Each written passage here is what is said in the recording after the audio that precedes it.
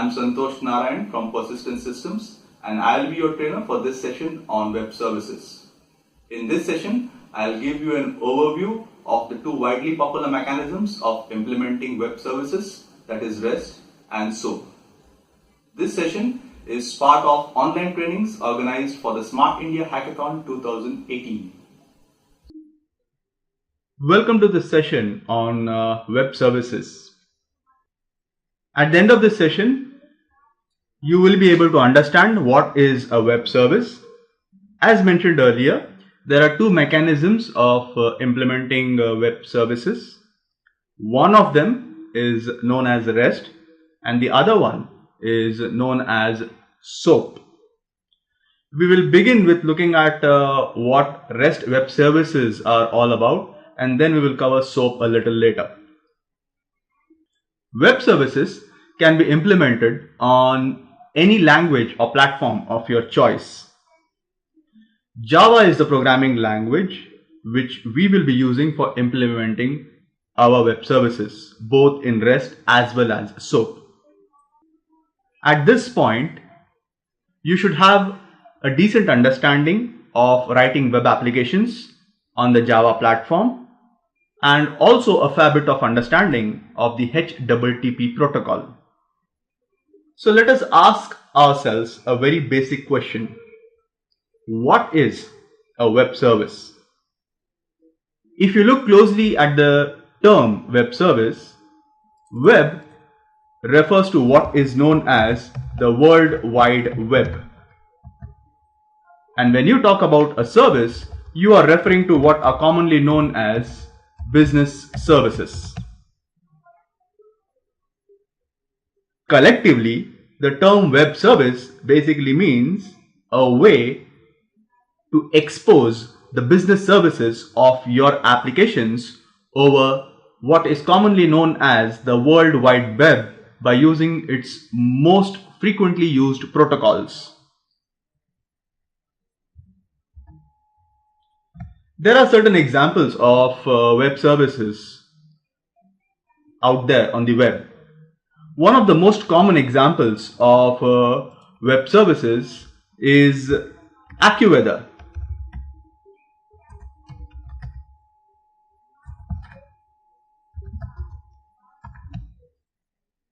If I go to Google and if I try to search for AccuWeather's REST API, the Google results brings up the very first link, which leads me to a page which gives me the description of AccuWeather's REST API.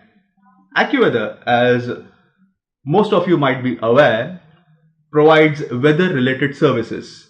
If you look at your smartphone, there might be an app on your smartphone which could perhaps tell you the current temperature of your city.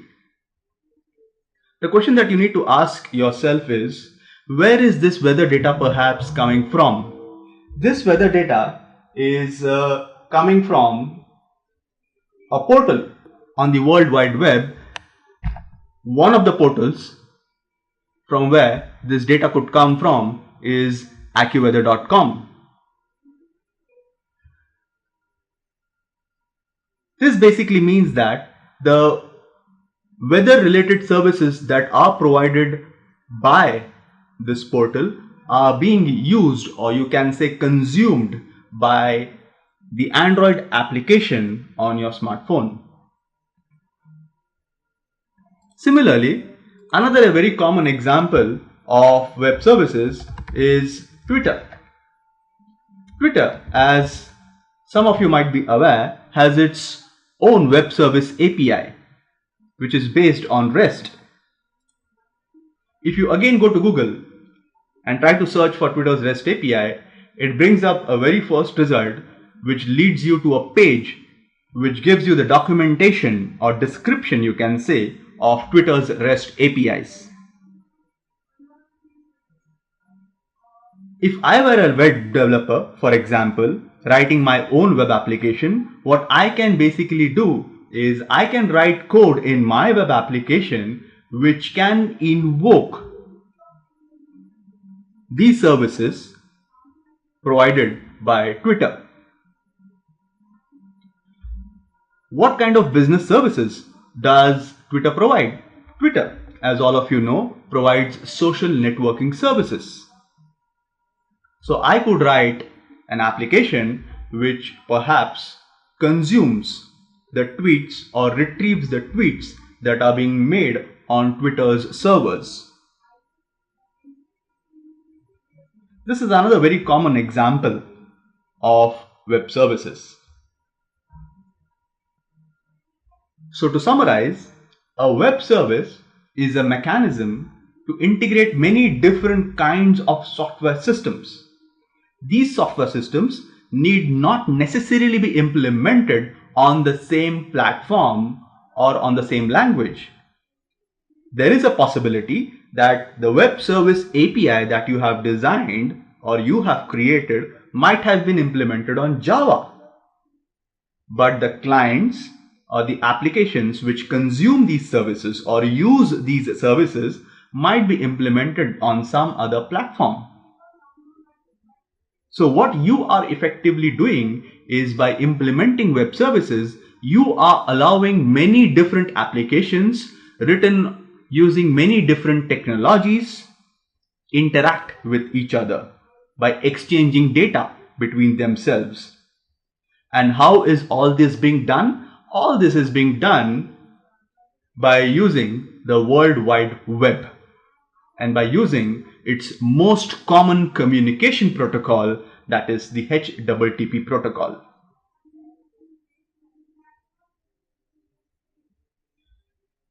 There are two very popular ways of implementing web services. They are REST and SOAP. REST stands for Representational State Transfer, whereas SOAP stands for Simple Object Access Protocol. REST is an architectural style.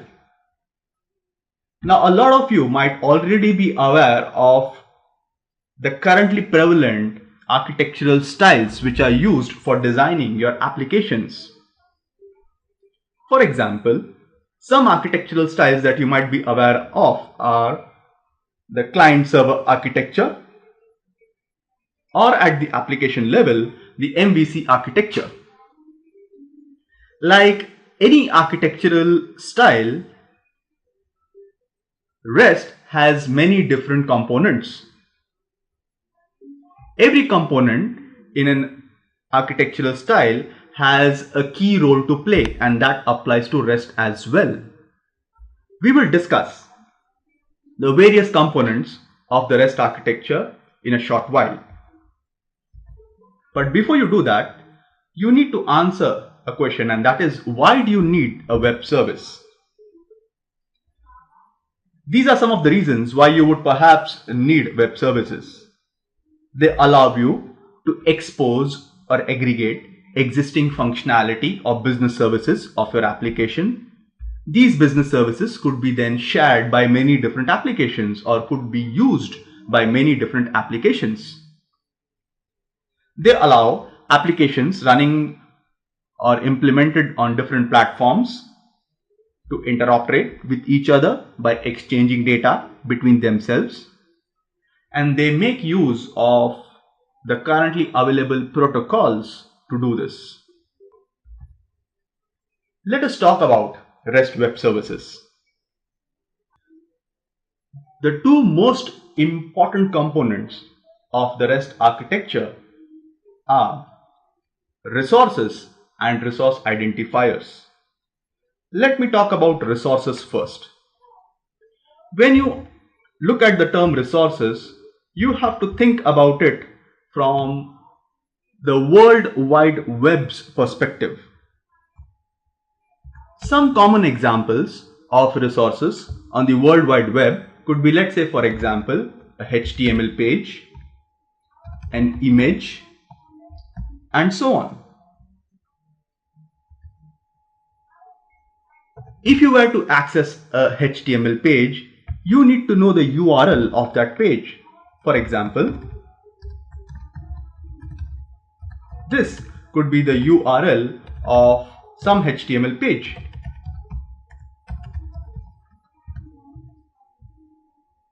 Similarly, if you need to access an image, you need to know the URL of that image.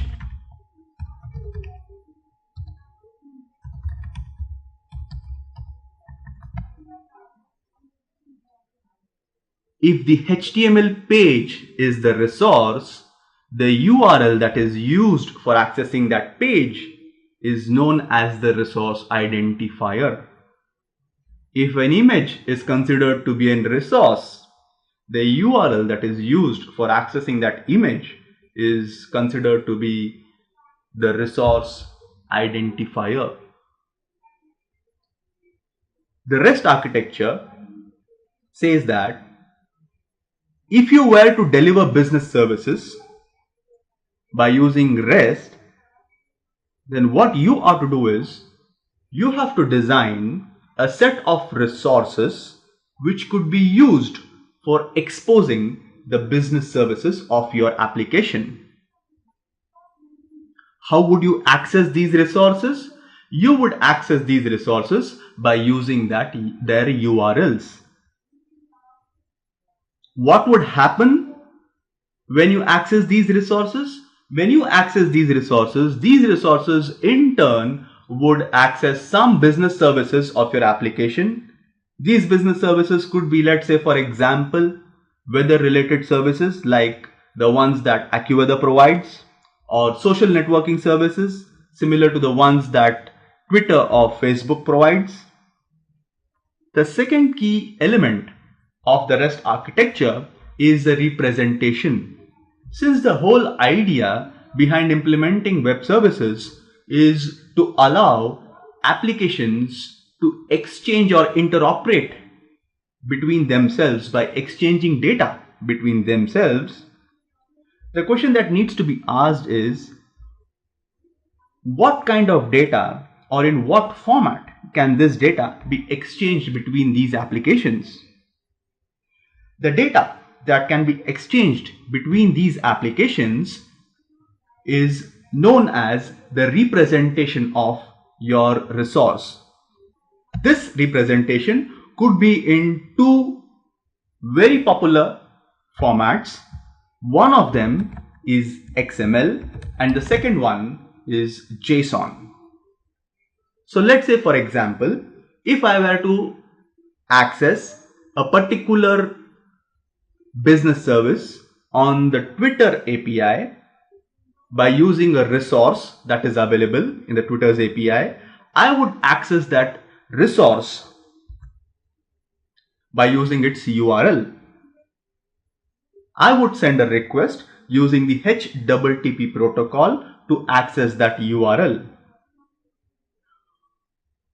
What would be the outcome of that request? The outcome of that request would be a response which would perhaps contain the details of the tweet that I intended to access. These details could be in two of these formats, either XML or JSON. Another key element in the REST architecture is a connector. A connector is the protocol under which communications are done using the REST architecture. This protocol is the World Wide Web's most commonly used protocol, that is the HTTP protocol. A component is an element in the REST architecture which drives the interaction between a client and the server on which your web services are running. A client could be something as simple as a web browser, or something a little more complex, let's say, for example, a console application written in C++. The server is the one where the resources are hosted. When these resources are accessed, these resources produce a result, and that result is the response. So now the question is, How do you implement REST web services in Java? Java has two APIs for implementing web services. One of them is known as JAX-RS and the other one is known as JAX-WS.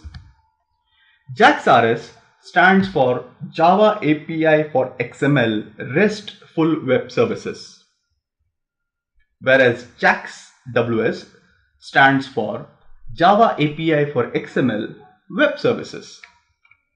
JAX-RS is the API that is used for implementing web services using REST, and JAX-WS is the API that is used for implementing web services using SOAP. There are certain implementations of both of these APIs that are available. The implementation that we are going to use of the JAX-RS API is Jersey. A few other implementations are, for example, REST-Easy, Apache Wink, and others. You can download the latest version of the Jersey APIs from jersey.java.net. There are two versions of the JAX-RS API that are right now being used. One of them is JAX-RS 1.0, or you can say 1.x, and the other one is JAX-RS 2.x. The version of the API that we are going to cover is going to be 2.x. The version of Jersey that we will be using will be 2.x. So now the question is, if you were to implement REST-based web services in Java, then what is it that you have to do? The first thing that you have to do is create a dynamic web project in your Eclipse IDE.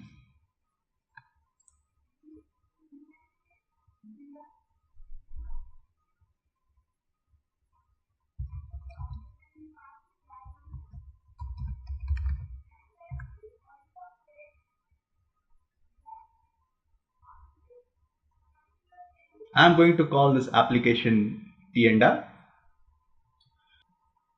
We will be taking a case study based approach to implementing REST web services in Java.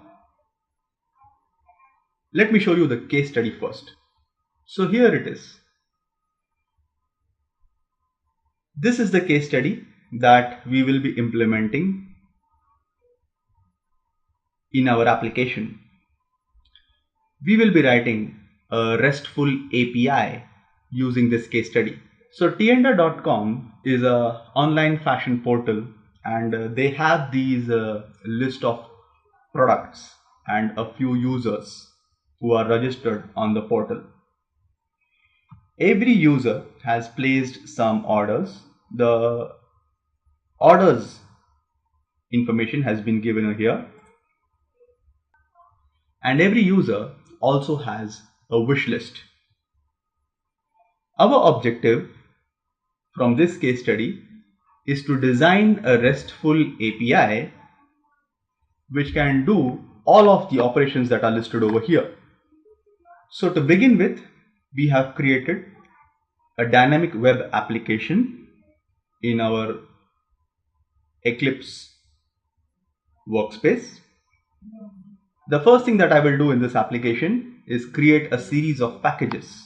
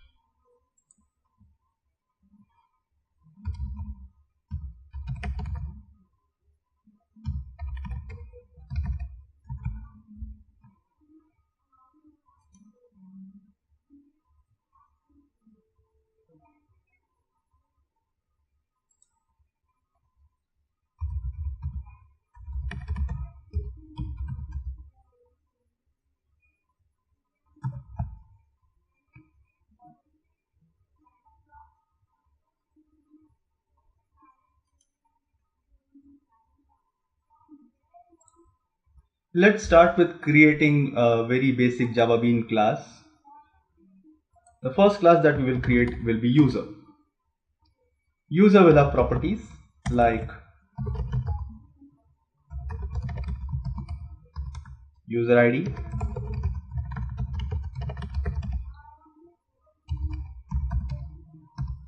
username, and email. I'll write setters and getters for each one of these properties, and also write two constructors for initializing these properties.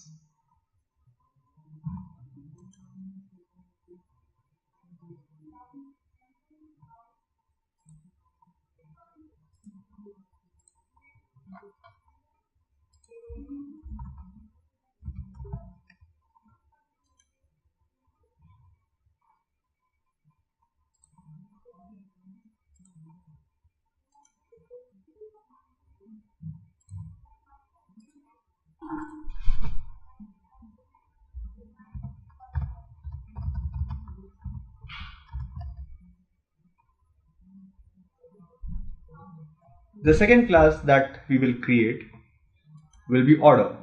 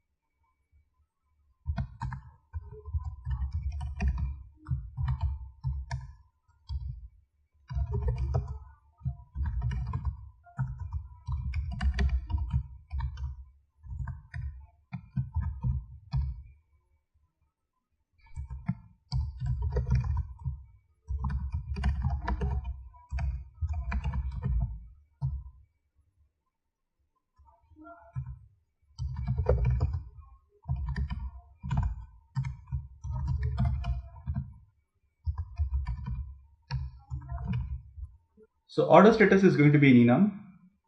I'll create an enum in the util package.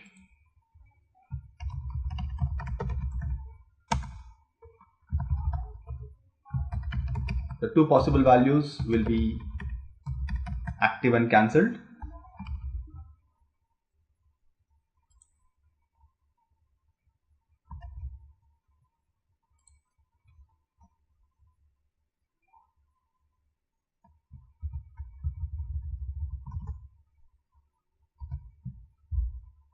And product will be another Java Bean class.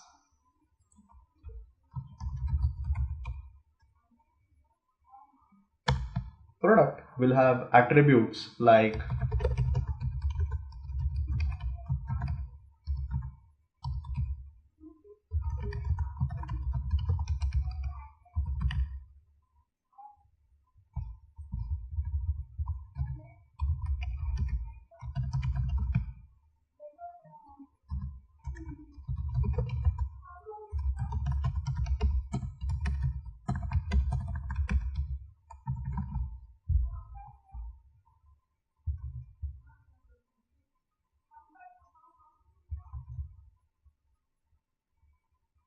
I'll write setters and getters for product.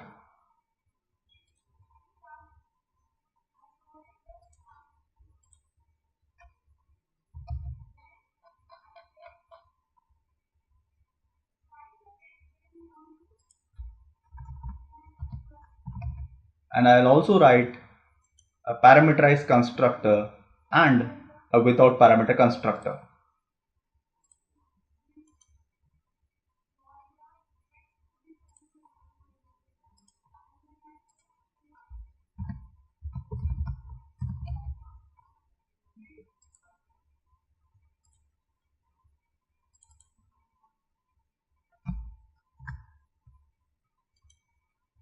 In the order class as well, we will generate the required methods.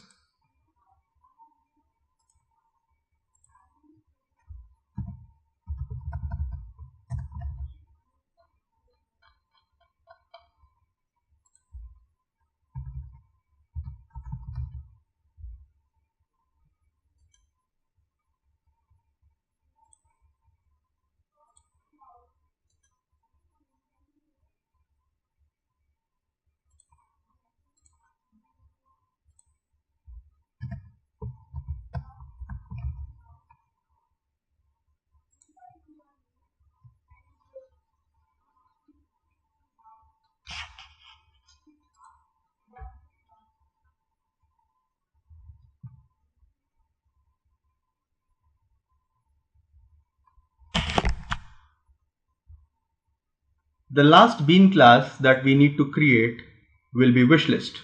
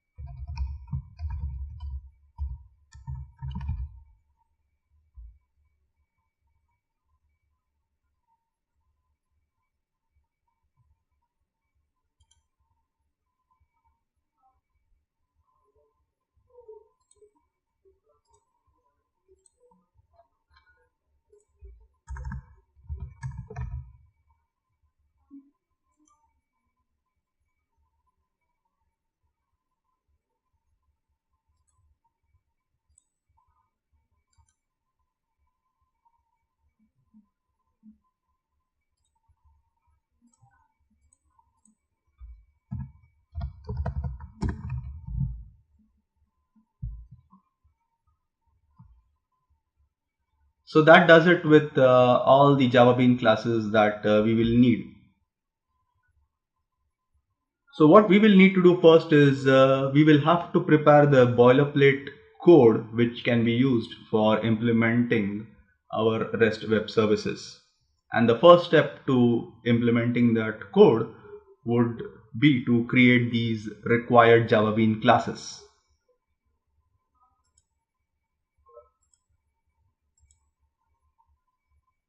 The next thing that we will do is, in the service package, we will create a class.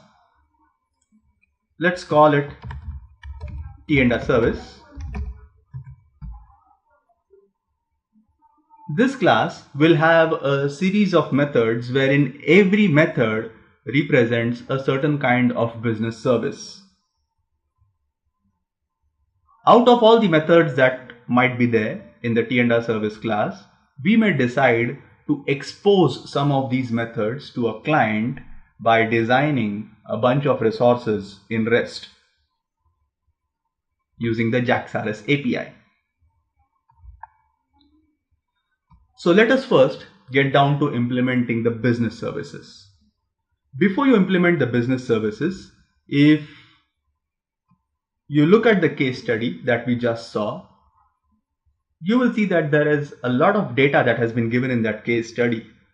Data related to a product, data related to the registered users on the portal, the data related to the different orders that a user has placed, and the wish list of a user. Now, though it is very much possible for us to use a database to store all this data and fetch all that data from a database, what we will do instead is we will hardcode all that data into certain in-memory data structures. So what we now have is a class called data store. If you look at the class, you will see that we have declared a lot of data structures over here. Every data structure is being used to store the data that was given in the Word document that we saw earlier. So the first list over here stores the details of all the users. The second list over here stores the details of all the products. The third list over here stores the details of all the orders made by the users. And the last and the final list over here stores all the wish lists of all the users. We have written a static block in this class wherein we have hard-coded all the data that was given in that Word document.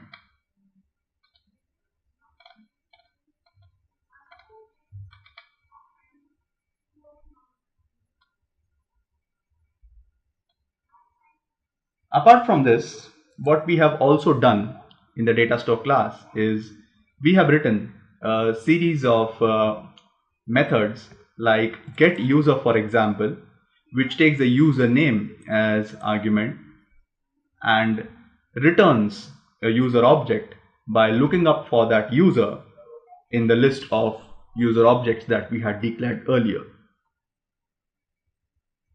If the user is not found, this method throws a user not found exception.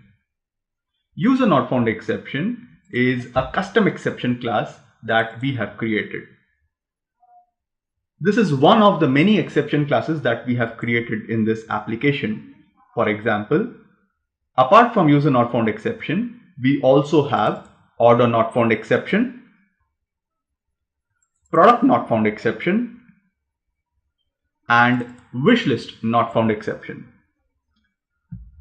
All these exception classes have a superclass, and the superclass for all these exception classes is T and exception, which inherits from exception.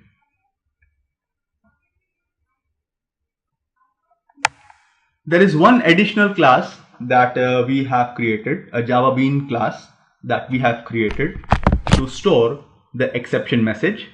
The name of that class is exception message. This class has one string property which stores the exception message.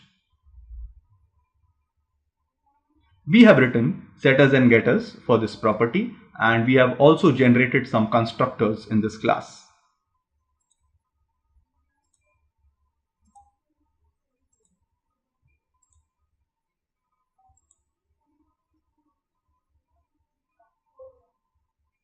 So now let us get down to writing the business service method. The first business service method that I will write over here is a method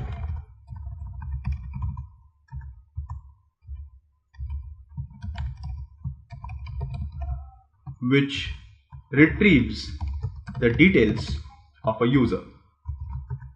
The method will have one parameter, that will be the user name, and it will invoke a particular method in the data store class to fetch the details of a user.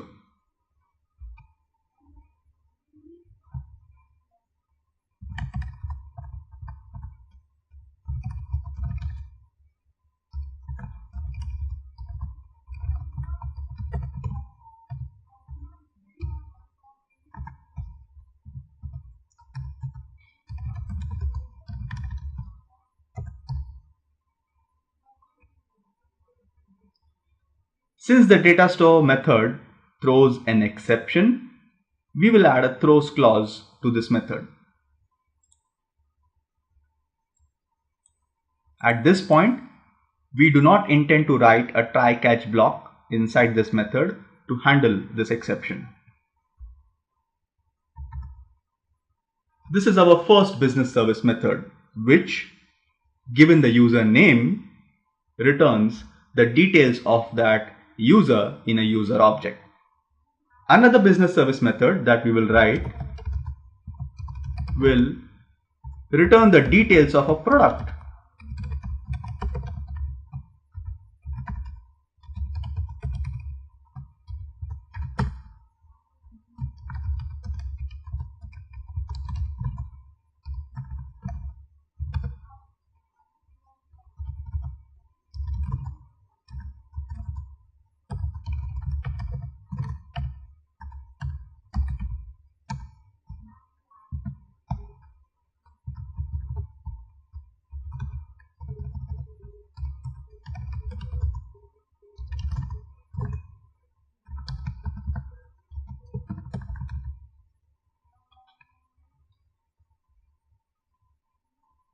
This method will throw an exception as well.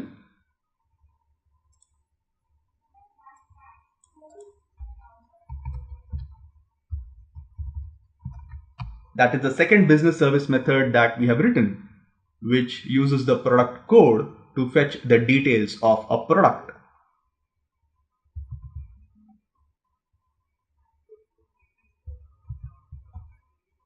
The third method that we will write will fetch the details of an order.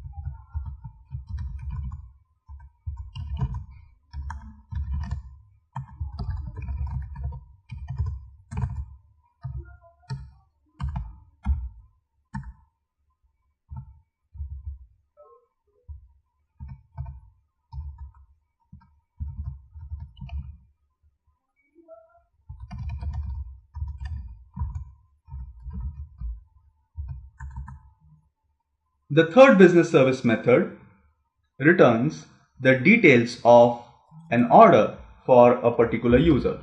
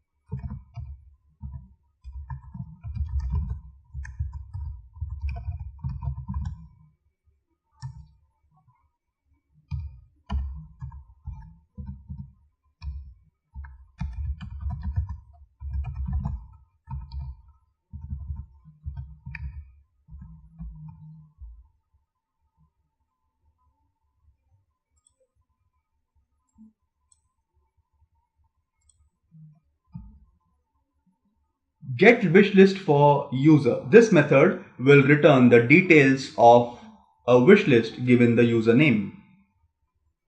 The last method that we will write will attempt to return all the orders that belong to a particular user.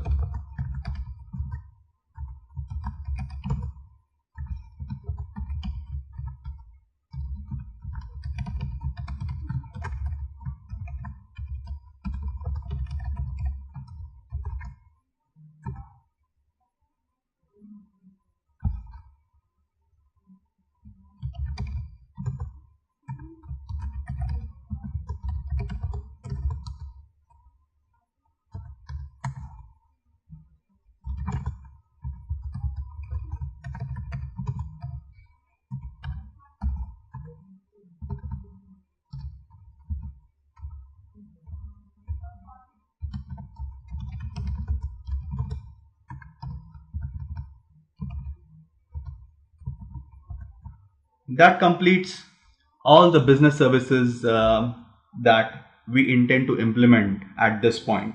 Of course, we could have implemented more business services as well. For example, we could have implemented a business service method that could be used to create a new user.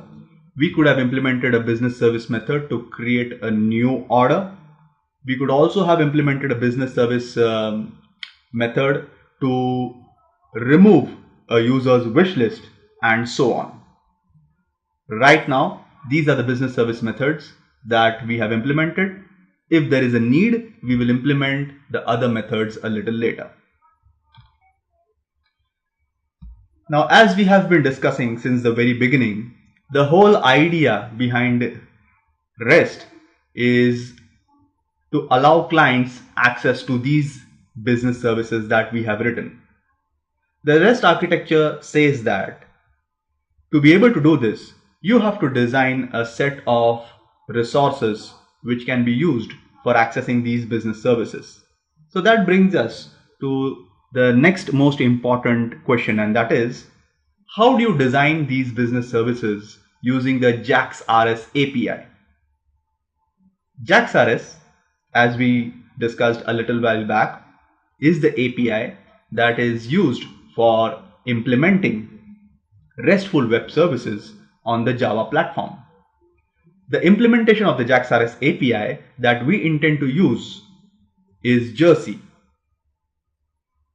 Before we get down to implementing or creating resources using Jersey, we need to include the Jersey libraries into this project.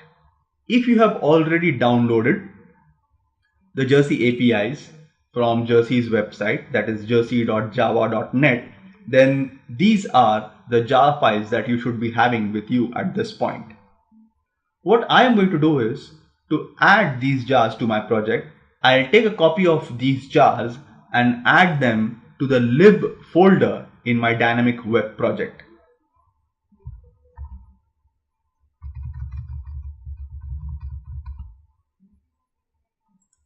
The lib folder is found inside the web.inf folder.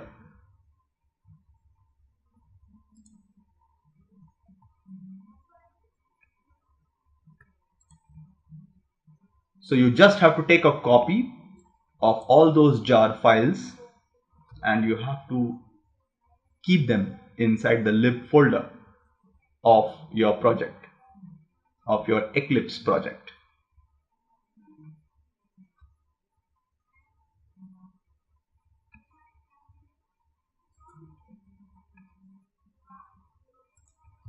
So once you are done with that, we are all set and good to go to implement our first resource. To create a resource using the Jersey APIs, the only thing that you have to do is create a class in Java. Let's call this class user resource. This class need not implement any special kind of interfaces, or it need not inherit from any kind of special classes. To designate this class as a resource class, this class has to be annotated with an annotation which is known as path. The path annotation comes from the JAX-RS APIs. When you designate this class with the path annotation, you can give the URI path that can be used for sending a request from the client side for accessing this resource class. If you remember what we discussed a little while back, the two important components of the REST architecture were resource and resource identifiers. So if the class is the resource, then this is the resource identifier. The URL path that has been mentioned in the path annotation is the resource identifier which can be used for accessing this resource class. Now, since this class is like any other standard Java class, this class can have methods. Let's say, for example, I can write a method in this class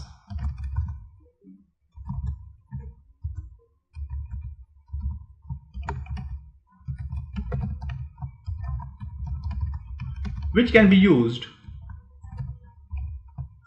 to fetch the details of a user.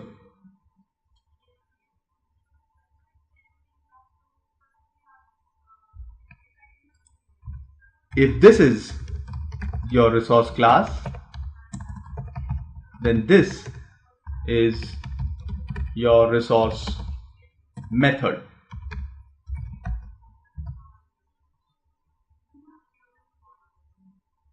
You can apply the path annotation on top of the method as well. Right now, we need not do that. We will do that a little later. The question that you need to ask yourself at this point is, what is this resource method expected to do? If you look at the name of the method will attempt to fetch the details of a user given the username. We already have written a method in the T&R service class which contains a business service method to fetch the details of a user. We can invoke that method from here.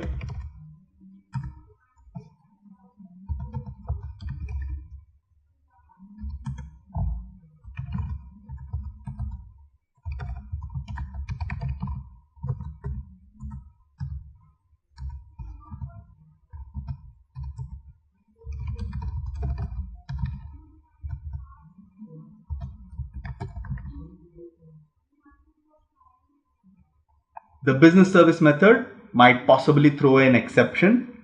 Right now, we do not intend to write any try-catch block in this method to handle that exception. So I'll simply add the throws clause to this method.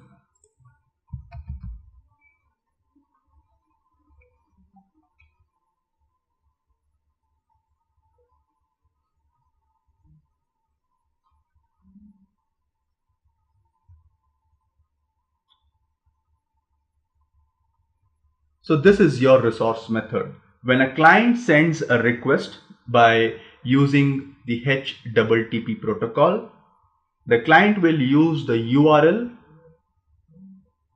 to access this resource method. Before you allow a client to access this resource method, there are certain decisions that need to be taken. One of the decisions that needs to be taken is which HTTP method should be used for accessing this resource method.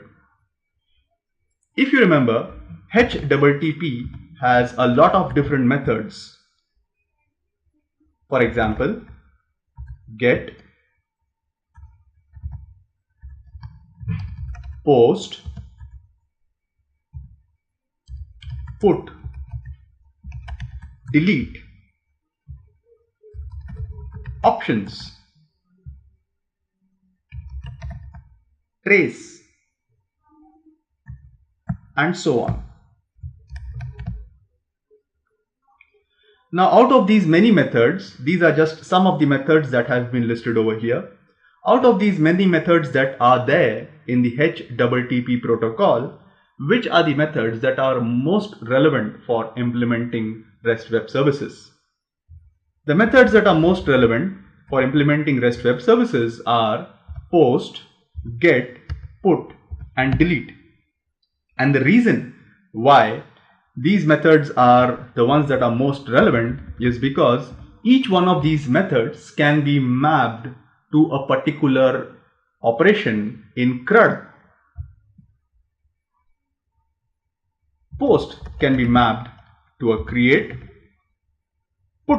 get can be mapped to a read, or you can say retrieve,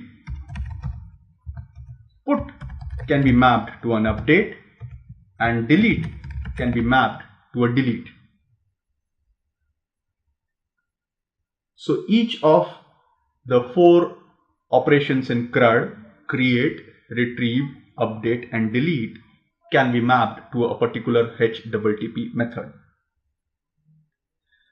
Considering this, if you look at the resource method that we have just written, fetch user details, this method, since it intends to fetch the details of a user, or you can say read the details of a user, or retrieve the details of the user, the method that it should be mapped to should be a HTTP get. That basically means that this resource method should be accessible with a HTTP get request. So when a client sends a request, the client should use a HTTP get request for accessing this resource method. How can you designate this method to be accessible with a HTTP get? This can be done by annotating this method with an annotation which comes from the JAX-RS APIs, and the name of that annotation is get.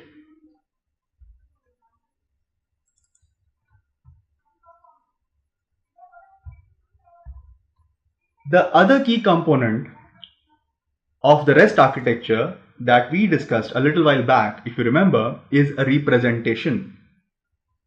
There are 2 popular representations which are commonly used with REST web services. They are JSON and XML. A representation basically tells you the format in which data would be exchanged between a client and a RESTful web service. In this case, this particular method, fetch user details, returns a user object. User, as you know, is a Java object. When you return the details of a user to a client, these details will have to be transformed into either XML or JSON, and a HTTP response will have to be sent back to the client which contains the user details.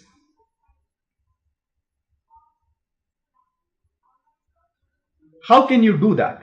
You can do that by applying another annotation on top of this method, which is known as produces. The produces annotation has a value attribute which takes a string array as argument. This string array could be all the possible MIME types. The term that we are using over here is MIME. All the possible MIME types, or you can also say media types, into which you intend to convert a user object into. Right now, I can say that I intend to convert the user object into JSON. So the MIME type for JSON is application/JSON. Now there is actually a better way of writing MIME types. Instead of writing hard-coded strings like this, what you can basically do is you can use predefined constants in a class known as media type.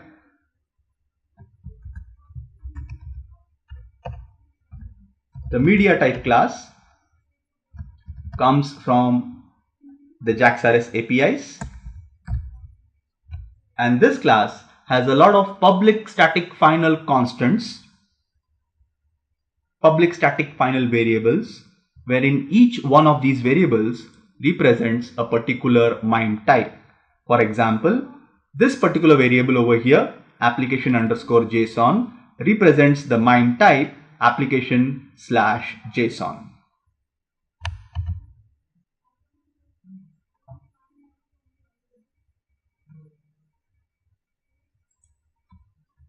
That's it.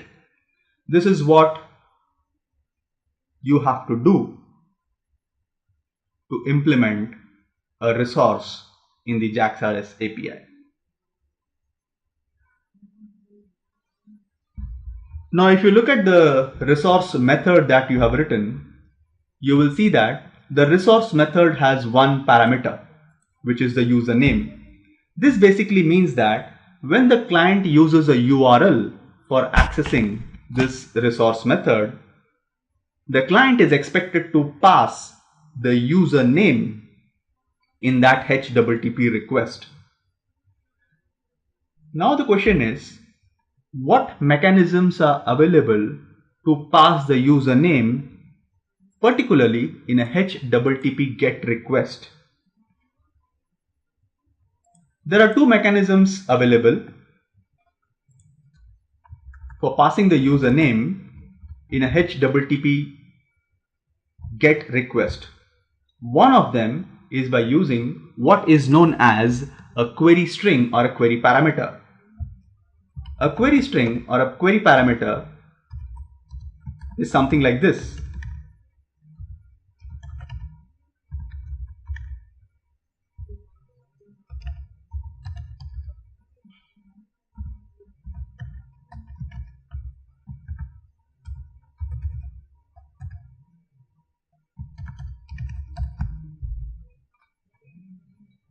This is the name of the parameter and this is the value of the parameter. A query parameter appears always at the end of the URL and it is separated from the URL by using a question mark. If there are multiple query parameters, they are separated by an ampersand.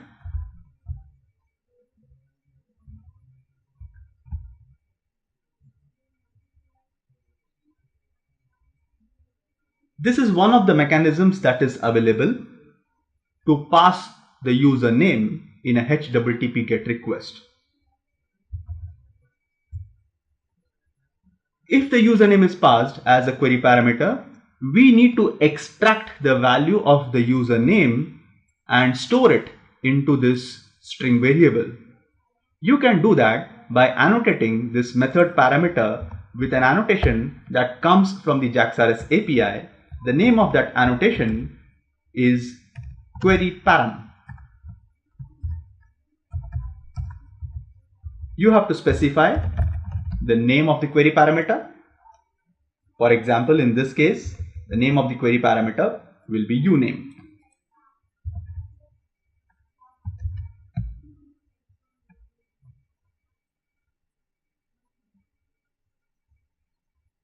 That completes our resource method.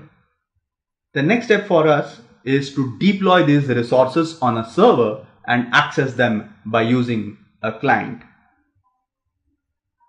To deploy them on a server, the Jersey APIs provide you many different deployment options. One of the ways to deploy these resources on the server would be by creating a class which inherits from a class called application.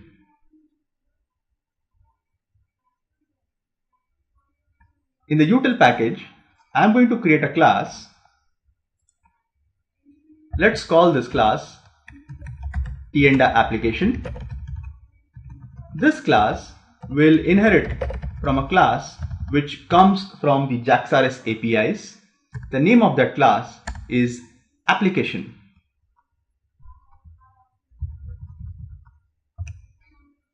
After inheriting from this class, we will override a method in this class called getClasses. If you look carefully at the signature of the method, you will see that it returns a set of class objects. Inside this method, I'll create a set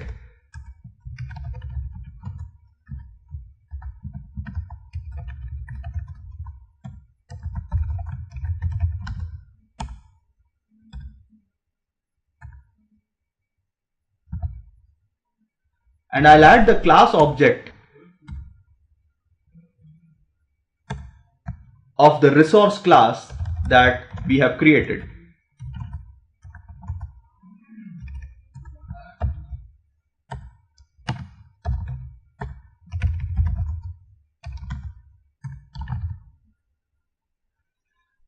The idea behind creating the application class is to tell your Jersey runtime all the resource classes that you have created. This is one of the deployment options, one of the many deployment options that are available in the Jersey API.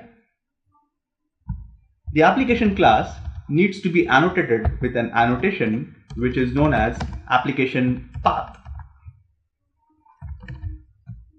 You can optionally specify an application path over here.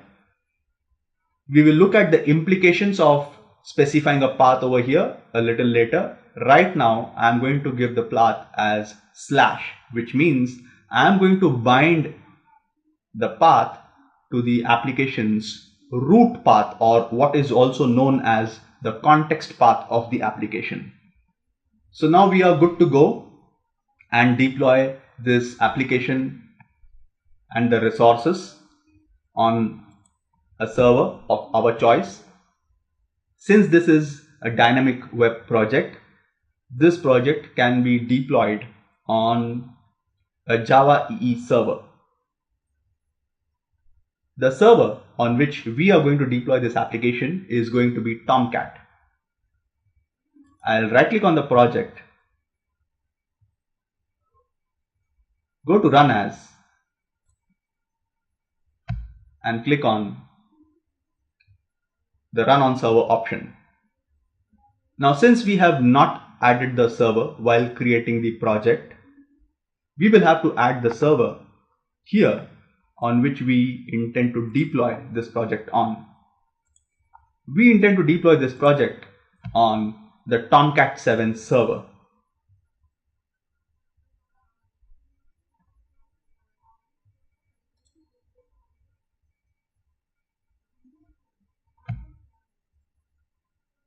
You have to choose the Tomcat installation directory over here.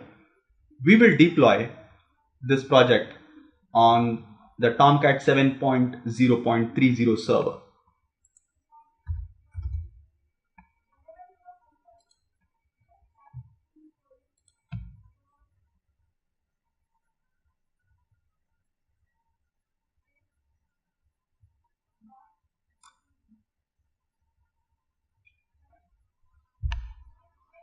Now, once you have deployed the project, you will see that Eclipse attempts to open the root path of the application in its own inbuilt browser. For a REST web service, a browser may not necessarily be the right kind of tool for testing your web services. The reason being, a browser can only send a limited type of HTTP requests. A browser is primarily designed to send either a HTTP GET or a HTTP POST request.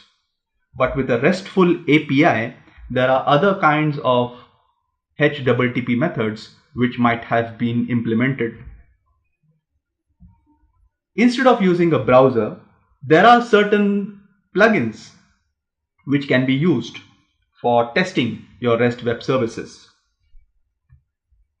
For example, on the Chrome browser,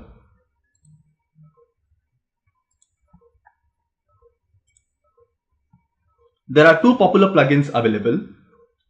One of them is the Advanced REST Client,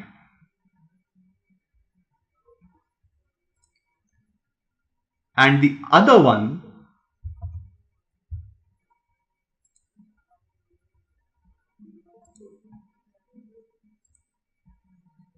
is Postman.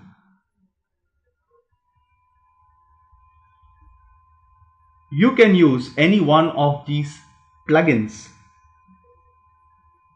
to test your REST web services. We will be using Postman to do this.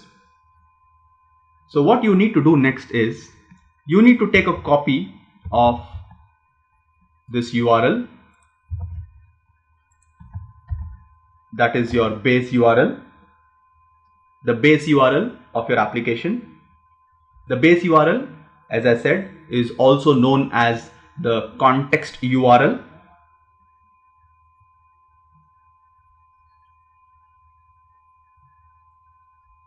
On the context URL, you have to add the path of the resource that you intend to access.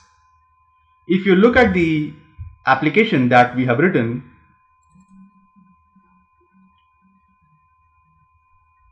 you will see that we have created one resource class, and that resource class has a URI path of /users, which means if I intend to send a HTTP request for accessing this resource class, I need to add the URI path of this resource class to the base URL.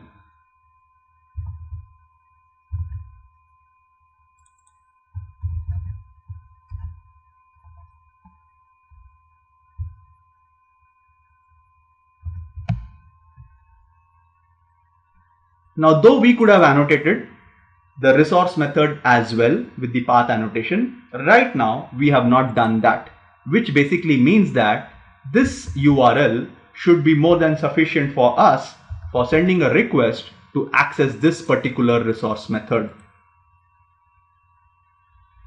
This resource method has one parameter, and that parameter is the username. The client is expected to specify a query parameter at the end of the URL which contains the username. The name of the query parameter should be uname.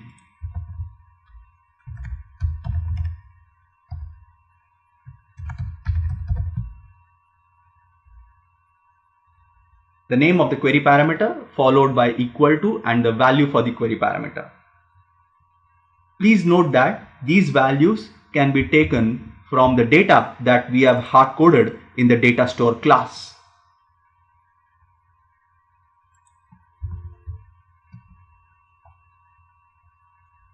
Before you send the request, the next thing that you have to decide is which is the HTTP method that should be used for sending this request.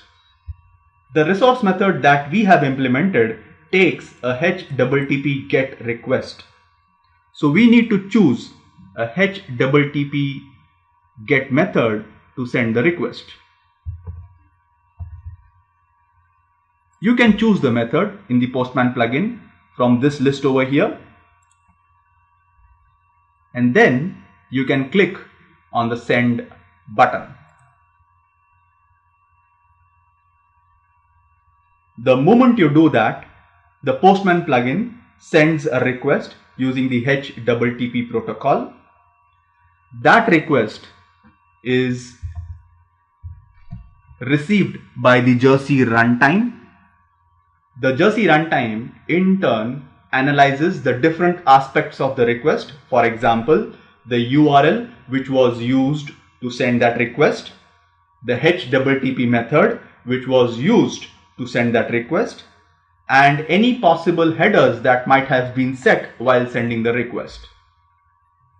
In this case, the two elements of the request that are analyzed are number one, the URL which was used to send the request, and the HTTP method which was used to send this request. After analyzing these many aspects of the request, the Jersey runtime tries to look for a resource class which can be instantiated to further process that request. In our case, the URL had /users, and we have a resource class which has been annotated or mapped to the /users URL. So the Jersey runtime in this case now creates an instance of this resource class. This is like any other ordinary Java class, and it then invokes this particular method, the only method right now that is there in this resource class.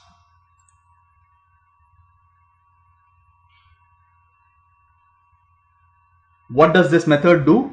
This method in turn invokes some code on your business layer, that is the T&A service class. That T&A service class has a method getUserDetails which fetches the details of a user given the user name and returns a user object. That user object is returned to this resource method, and the resource method ultimately attempts to return the user object. This user object is returned back to the Jersey runtime which had originally processed the request. At this point, the Jersey runtime decides into what format this user object needs to be converted into. This decision is taken on the basis of what has been written in the producer's annotation on top of the method. The producer's annotation on top of this method here says that we intend to convert this user object into JSON and return it back to the client in a HTTP response. At this point, the Jersey runtime will take the user object and convert it into JSON. To convert it into JSON, it uses an API which is known as Moxie. So Moxie is the API used by Jersey, which is used for converting your domain objects into JSON. Domain object basically means your Java Bean objects. You can also send the username as part of a URL path. Let's say, for example,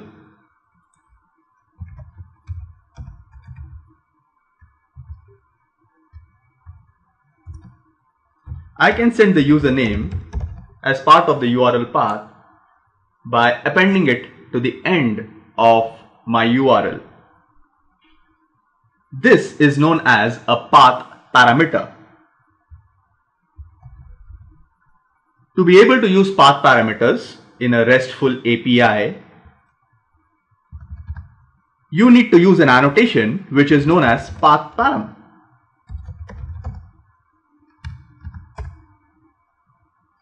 You also need to annotate your resource method with the path annotation,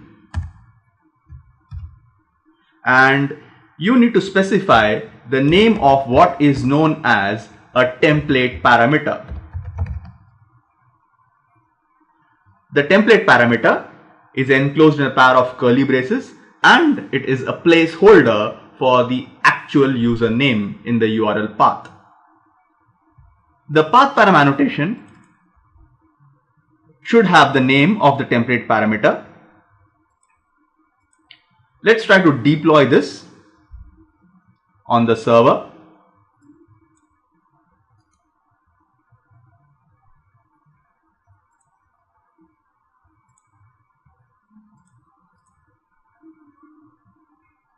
And let us test it again with the Postman plugin. In this case, instead of using a query parameter, we will pass the username as a path parameter.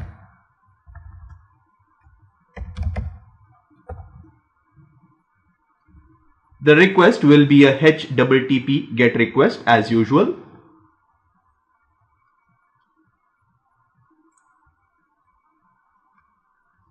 And you again receive a response back from your RESTful API, which gives you the details of a user in JSON. Now we have already seen how we can generate JSON responses, and we also know that Moxie is the API that is being used by Jersey to generate a JSON response. But JSON is not the only format that is used or that can be used with a RESTful API. A lot of RESTful APIs are also designed to produce data in XML. Jersey can also help you generate an XML response. To be able to do this, the first thing that you have to do is you have to annotate your Java Bean classes with an annotation which comes from the JAXB API. JAXB stands for Java API for XML binding. The annotation that you need to use from the JAXB API is XML root element. This annotation should be applied on top of your Java Bean class.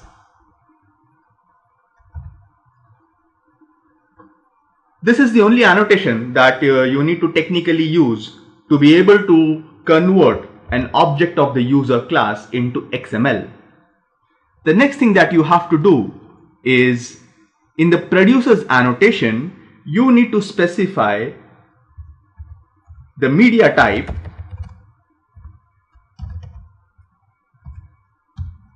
which would be application underscore XML. Application underscore XML represents the MIME type application slash XML.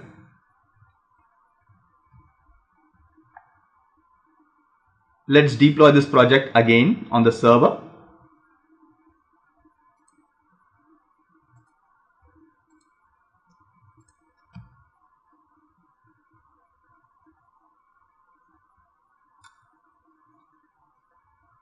And let's try to access it with the Postman plugin. But now when you try to access it with the plugin, since the resource method that we have written has been written in a way that it can generate both XML as well as JSON responses, you need to somehow, via your client, tell your server what kind of response do you expect from your RESTful resources. This can be done by using a header in the HTTP protocol, which is known as accept. The value of this header could be the MIME type in which the client intends to receive a response in. For example, in this case, I am specifying the value of the accept header to be application slash XML. This basically means that I intend to receive the response in XML.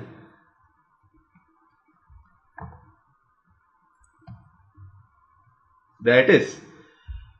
If you change the value of the accept header to JSON, for example, you should be able to generate a JSON response from your RESTful web service. Let us now take a look at how can you write a client for a RESTful web service. As discussed earlier, you can write a client for a RESTful web service in any language of your choice. We are going to write a client in Java. To begin with, let us create a console project in our current Eclipse workspace.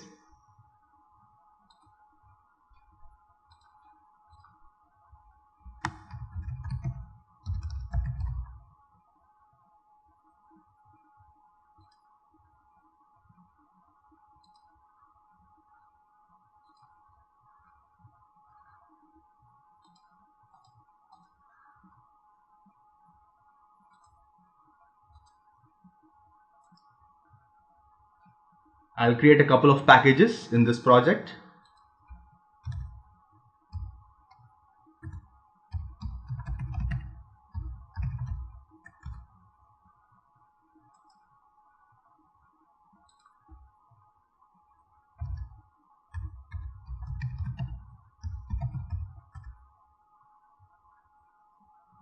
One of these packages will have a class with the main method.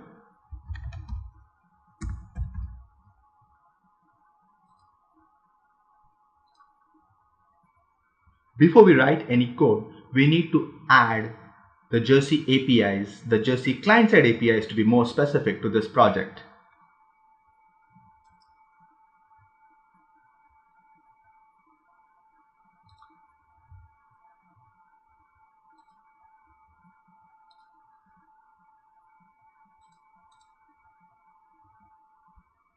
These are the Jersey client-side APIs that you will need to write a client for a RESTful web service in Java. These APIs do not include the server-side APIs like the Java X servlet, the Jersey container servlet, the Jersey container servlet core, and the Jersey server. These server-side APIs are not needed while writing a client. While writing a client, you may want a client to have access to certain server-side artifacts, particularly the Java Bean classes. These classes can be made available to a client by generating what is known as an XXD. An XXD stands for an XML schema definition.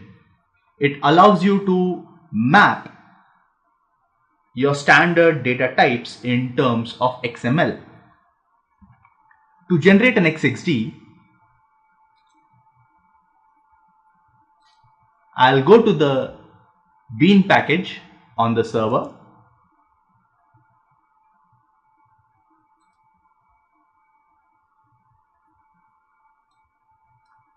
And I'll choose an option schema from JAXB classes. Your JDK provides certain tools for generating an XML schema from your JAXB annotated classes. The tool that is used for generating an XXD is called SchemaGen. This tool is integrated with most versions of the Eclipse IDE.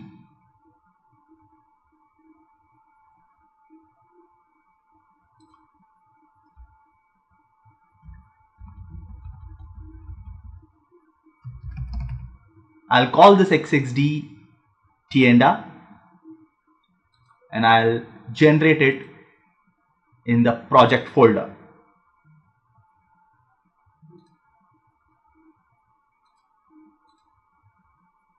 I need to choose the package where my Java Bean classes are.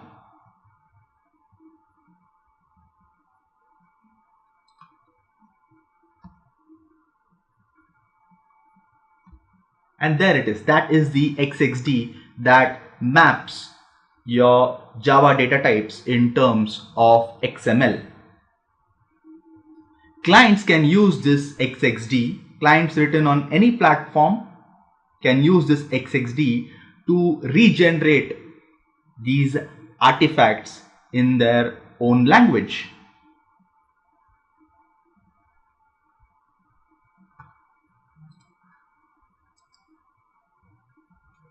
I'm going to take a copy of this XXD and put it inside the client project.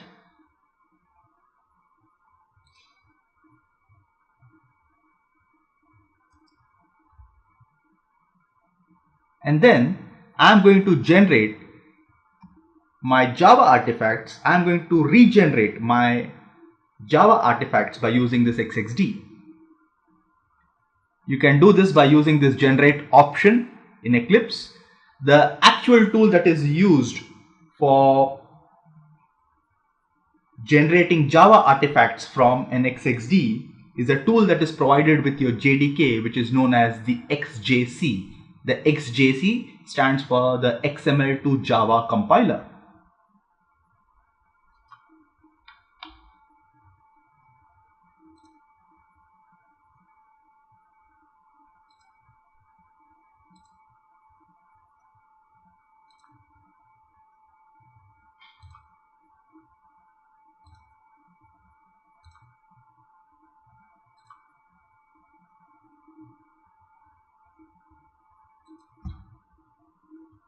And so there it is. So what you have effectively done is you have regenerated certain server-side artifacts, particularly the Java Bean classes, by using an XXD. Let's come back to the main method. The first step to writing a client with the Jersey APIs, with the JAX-RS APIs to be more specific, is creating an object of a class, an interface called client.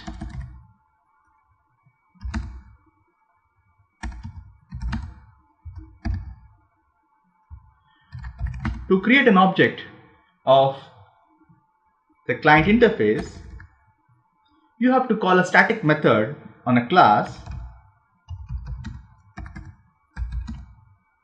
called client builder.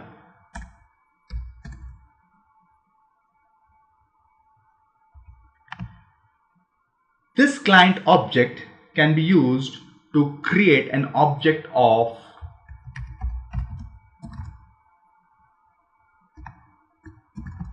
another interface, which is called the web target.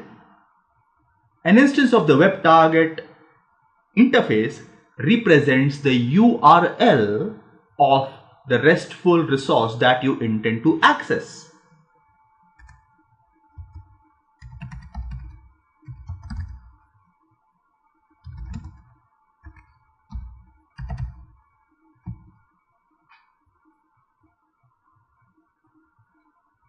You can create this object by calling the target method on your client object, and here you can specify the URL of your RESTful resource.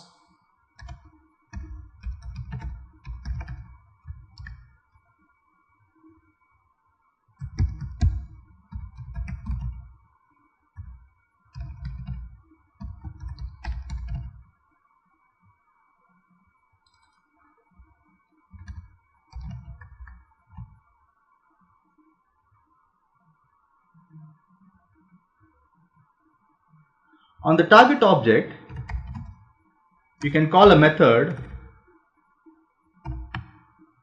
called request, and in this method you can specify the media type of the response that you intend to receive from the RESTful resource.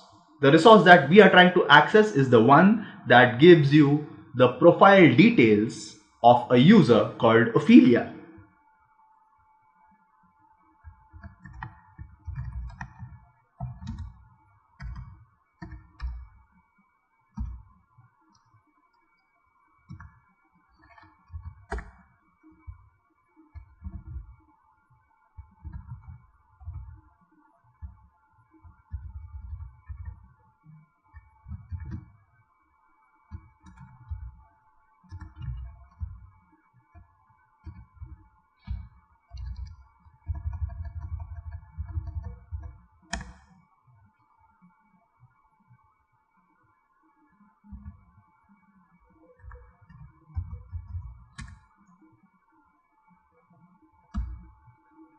The request object returns an object of invocation builder, and on the invocation builder object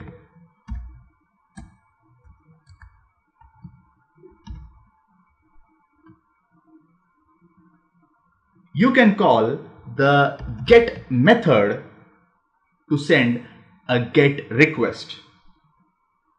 Now the reason why we are calling the get method is because the URL that is there in the web target object is a URL of a RESTful resource that has been designed to take a HTTP GET request. If that URL had been designed to take a HTTP POST request, for example, we would instead have called a method POST.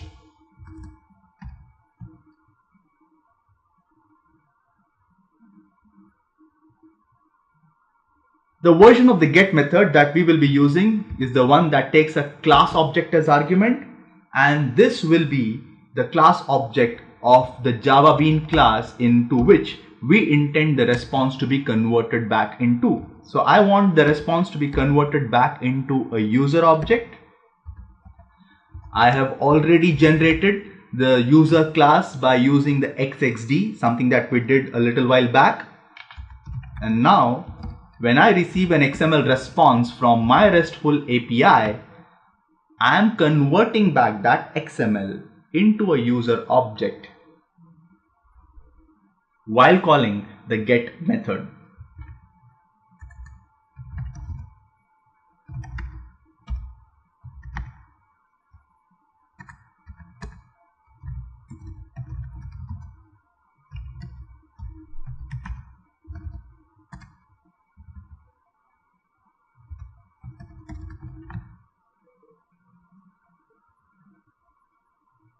Let us now execute this main method. We have already deployed our RESTful resources on the server, and the server is already running. So we need to simply go ahead and execute this main method.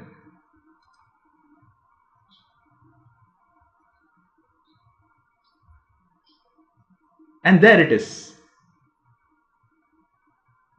That is how you can write a client for a RESTful web service in Java using the JAX-RS API.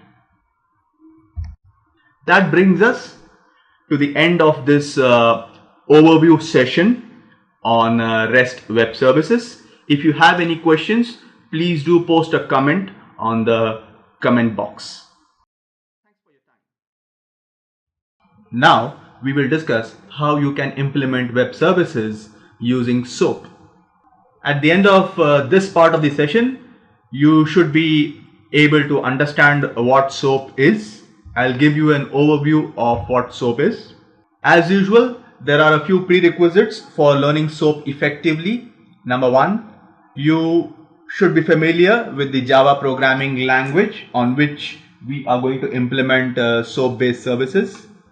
And number two, you should have a sufficient amount of knowledge of writing web applications using the Java platform and the XML standard. So what is SOAP? SOAP stands for Simple Object Access Protocol.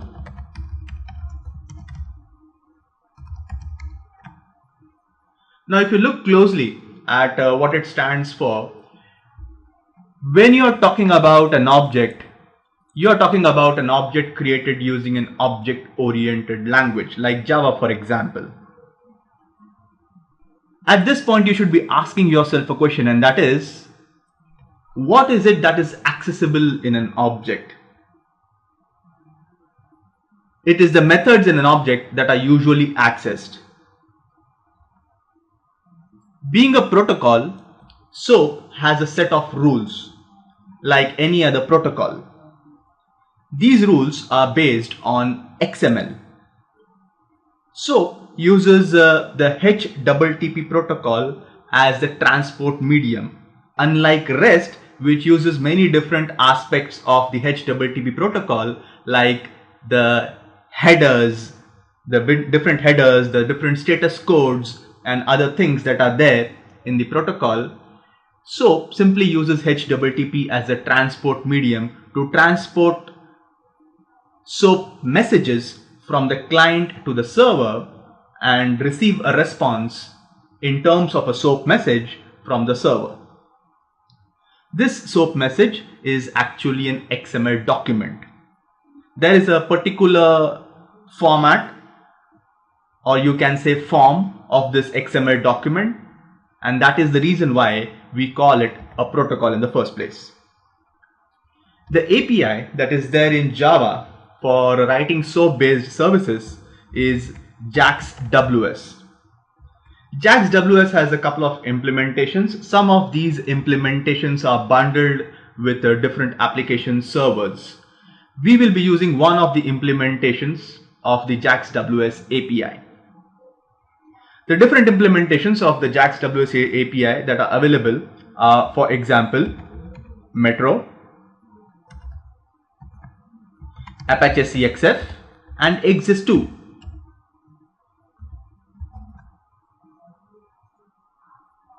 The implementation that we are going to use is going to be Metro. Metro is bundled with the Glassfish application server.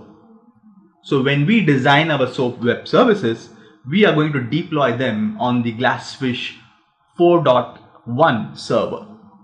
As usual, we will take a case study based approach to learning SOAP. So let us take a look at a case study first.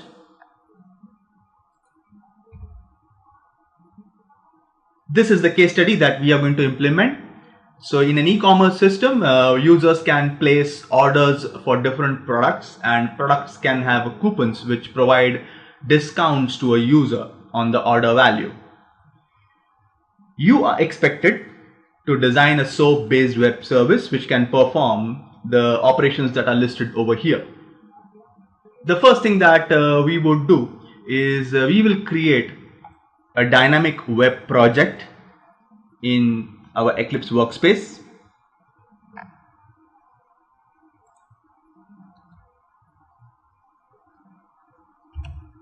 Let's call this project Shipcart. We are going to deploy this project on the Glassfish server. So though you can add the server later on after having created the project, we are going to add the server at this point while creating the project. Glassfish 4 is the server of our choice.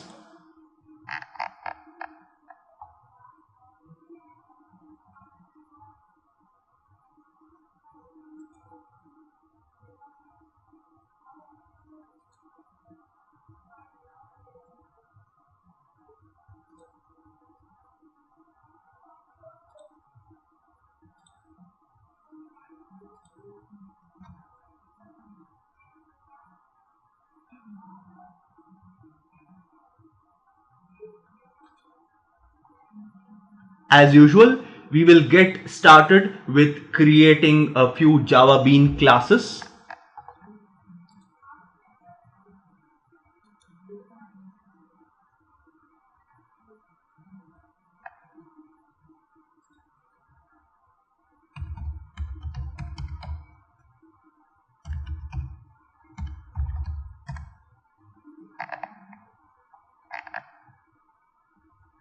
The first Java Bean class that we will create is going to be item.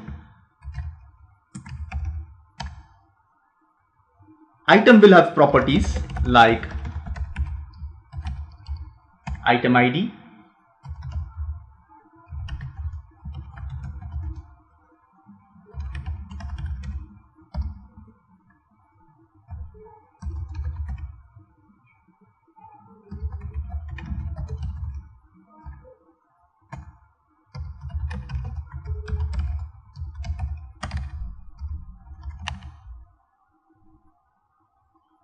item code, name, description, and price.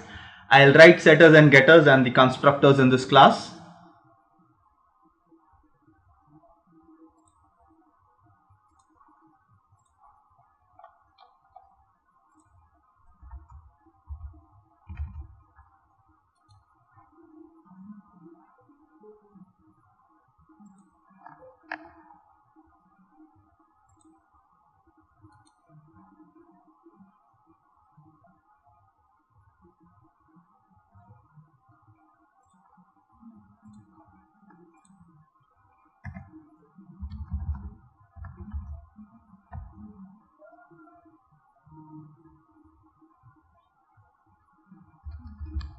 Now, since SOAP deals with XML, it should be possible for us to convert objects of your domain classes, that is your Java Bean classes, into XML. As you already know, this can be done by using annotations that are available in the JAXB API. JAXB stands for Java API for XML binding. We had earlier used the same API when we developed RESTful web services, and we are going to use the same API again. To use JAXB, the item class has to be annotated with the annotation XML root element.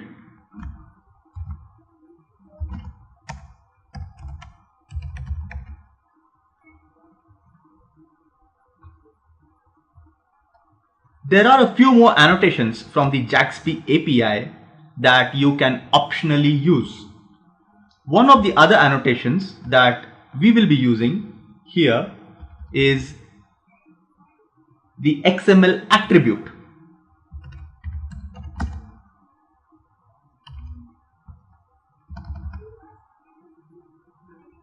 This annotation will make item code as an attribute to the item element in the XML.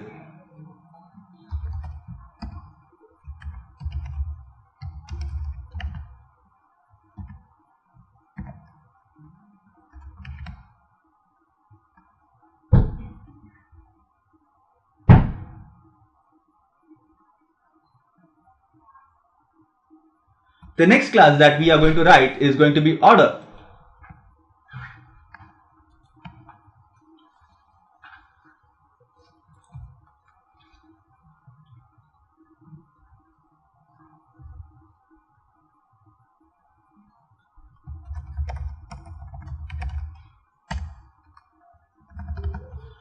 Order will have attributes like order ID,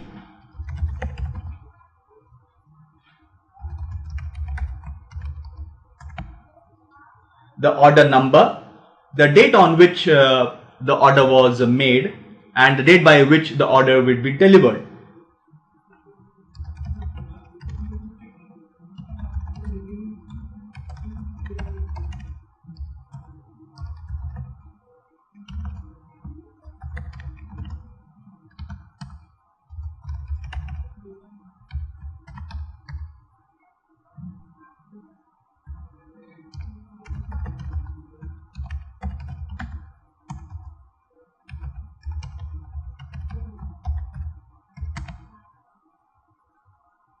Every order will have a coupon.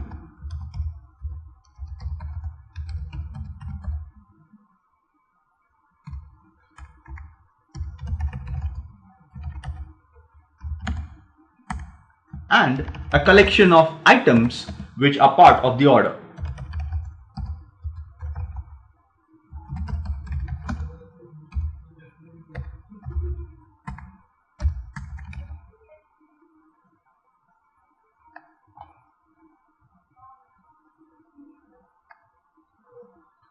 Now right now we do not have the coupon class, and that is the next domain class that we intend to generate. So I'll point to the error and I'll say that I want to create a class called coupon. We will create this class in the bean package.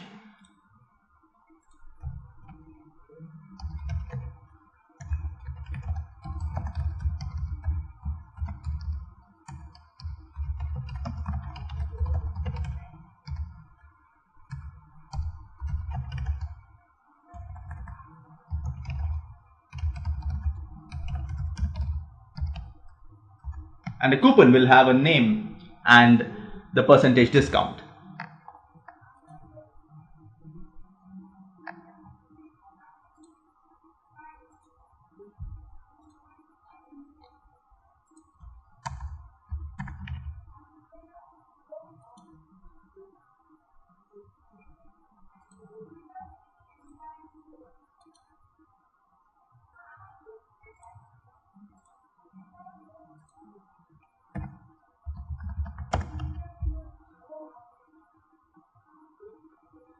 We will be annotating the coupon class as well with XML root element. Since one of the service methods that we intend to implement is the one where we can retrieve the details, where a client can retrieve the details of a coupon, it should be possible for us to take a coupon object and convert it into XML. And the only way you can do that is by using annotations from the JAXB API.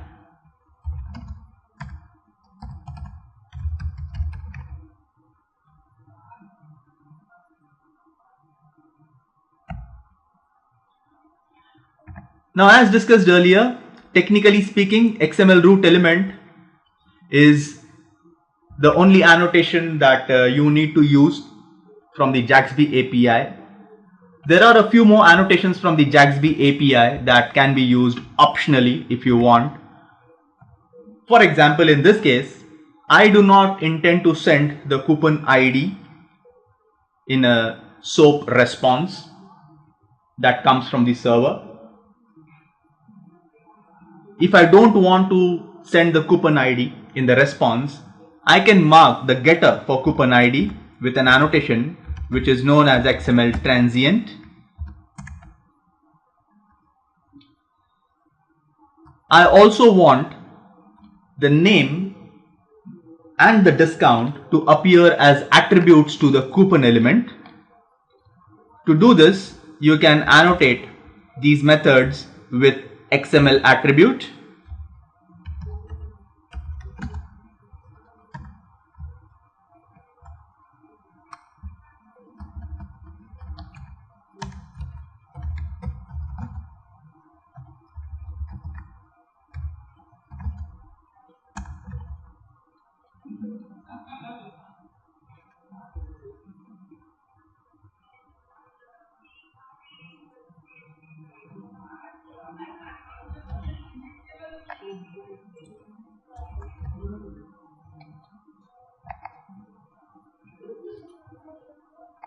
I will also be overriding the equals and the hash code method for the coupon class.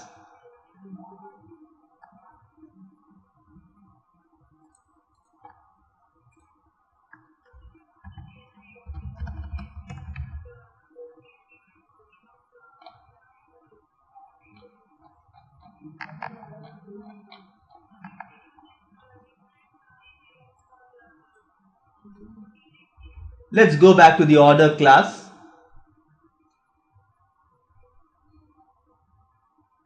In the order class, the first thing that I will do is generate the required methods.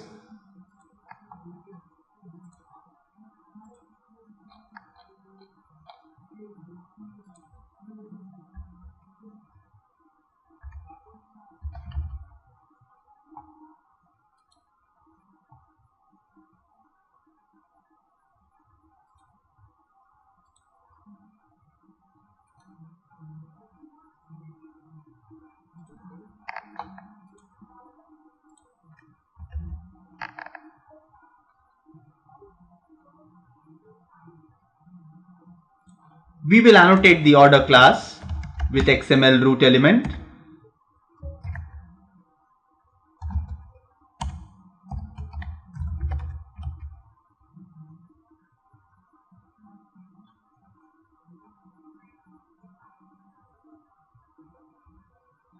In the order as well, when a SOAP response is generated from the web service, I do not intend to send the order ID in the response.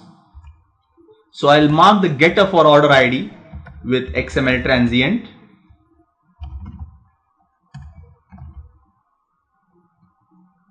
I also want the order number to appear as an attribute to the order element.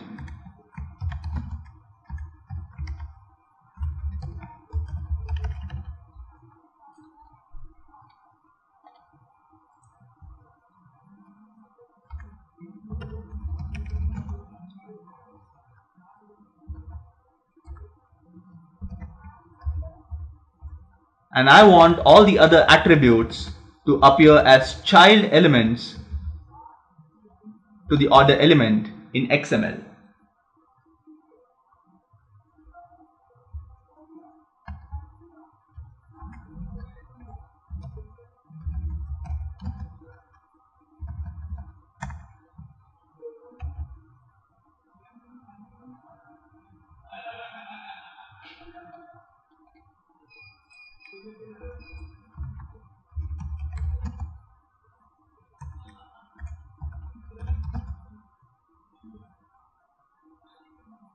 The item details in XML will be wrapped in a parent element called items. To do this, I am going to use an annotation which is known as XML element ref.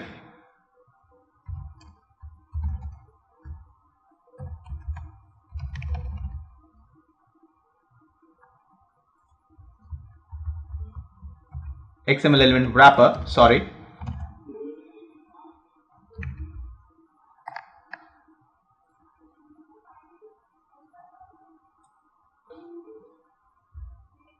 And lastly, I will be overriding the hash code and the equals method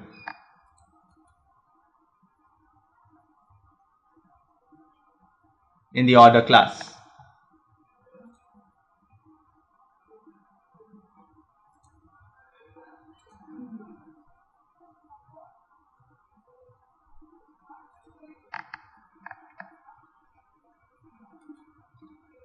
I'll also override the toString method.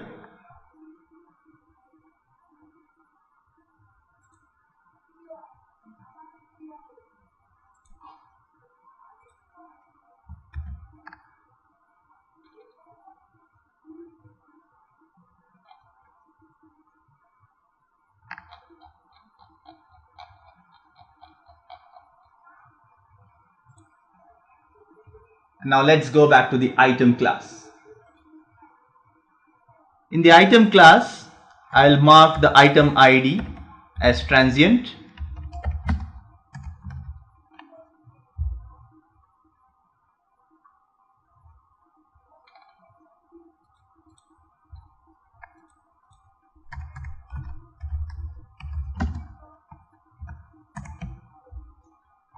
Name as a child element to the item element in your XML. Name as well as description.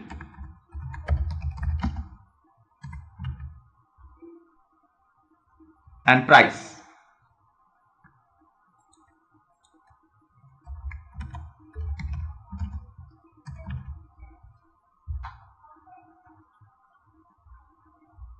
Lastly, I will override the hash code and the equals method.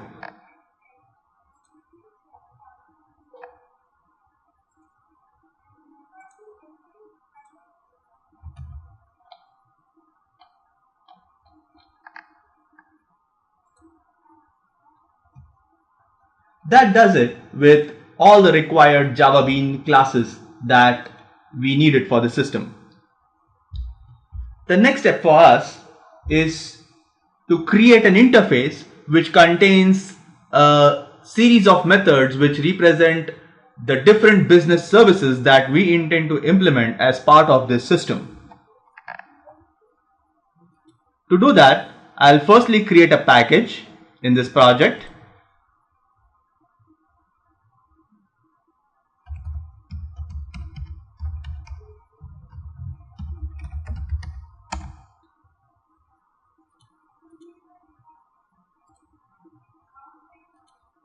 And in this package, I'll create an interface.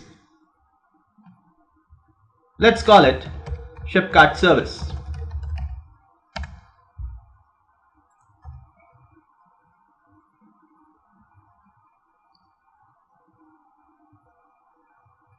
One of the methods that I am going to write in this interface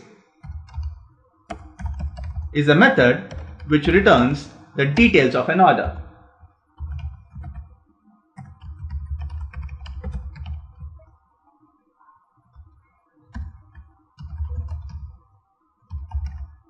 This method will have one parameter, and that will be the order number.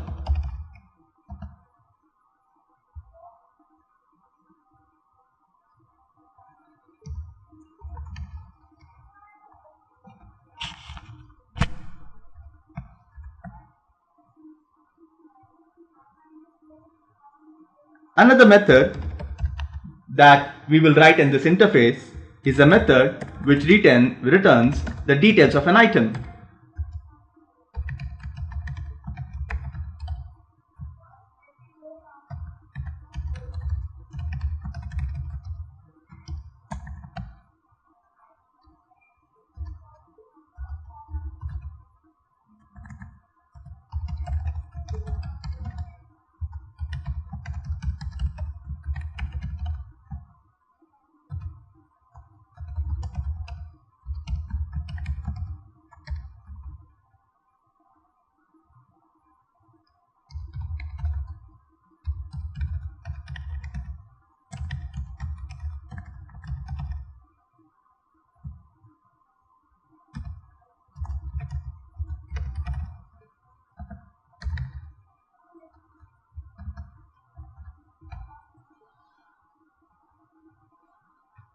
So what we have now in this interface is 4 different methods which represent the different business services that we intend to expose to a client.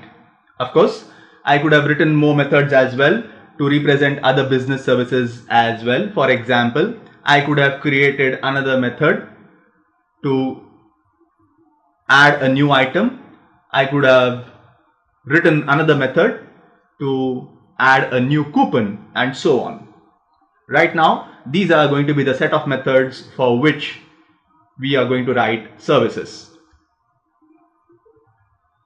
In the JAX WS API, an interface which represents your web services should be annotated with an annotation which is known as web service.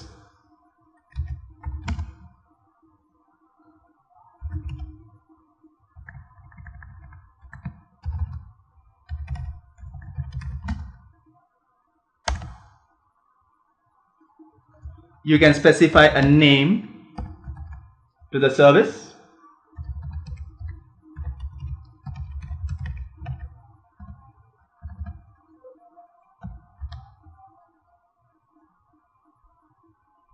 Every method that is there in this interface can be further annotated with an annotation which again comes from the JAX WS API. The name of that annotation is web method.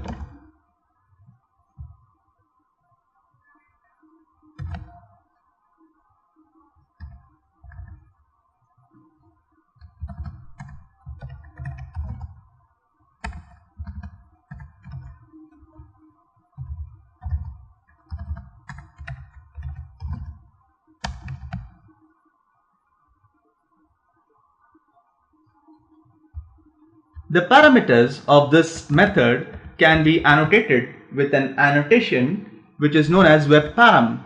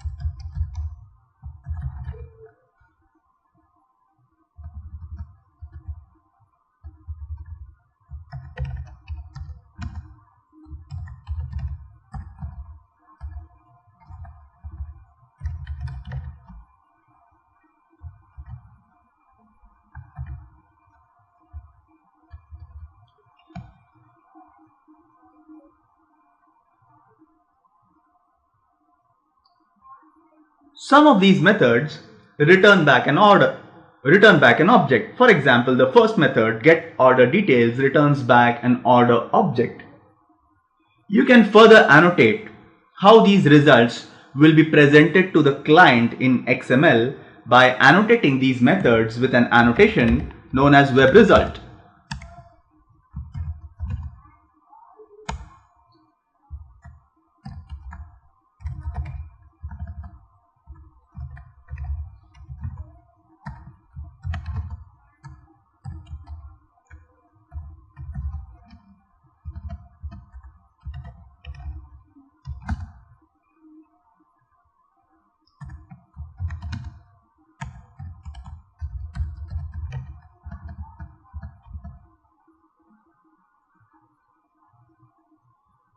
So this should be your first step, creating an interface which has different methods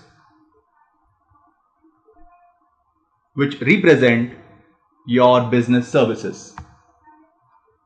The next step is going to be creating a class which implements all the methods in this interface.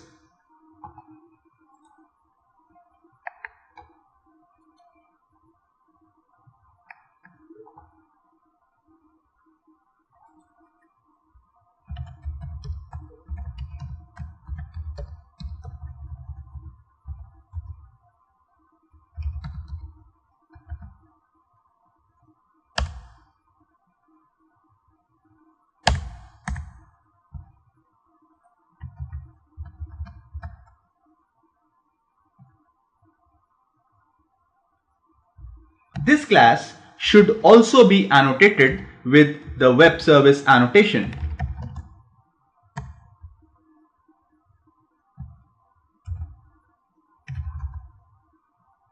Here, you must specify the value of an attribute endpoint interface. The value of this attribute should be the package qualified name of the interface that this class implements.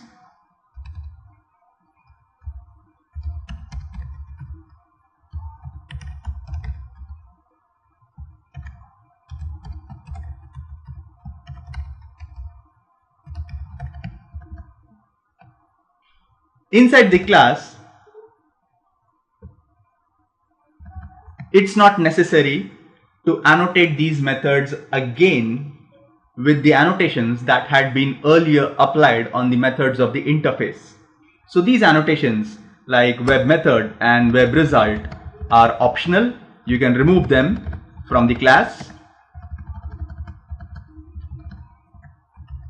Since methods in the interface have already been annotated with these annotations, the only thing that you need to do now in this class is you need to provide a definition for these methods.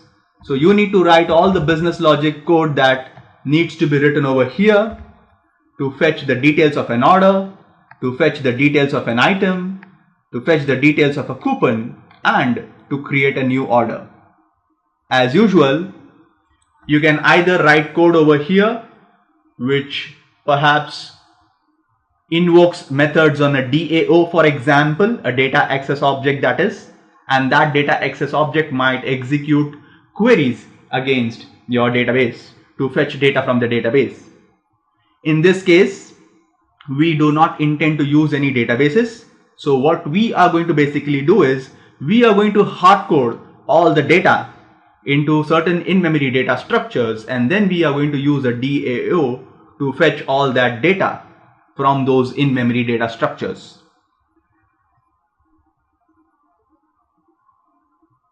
Before you do that, another annotation that is optional for you over here, which was automatically generated because you implemented the interface, is the web param annotation. Since we have already annotated the parameters in the interface with web param, you need not annotate the method parameters in this class again with the web param annotation.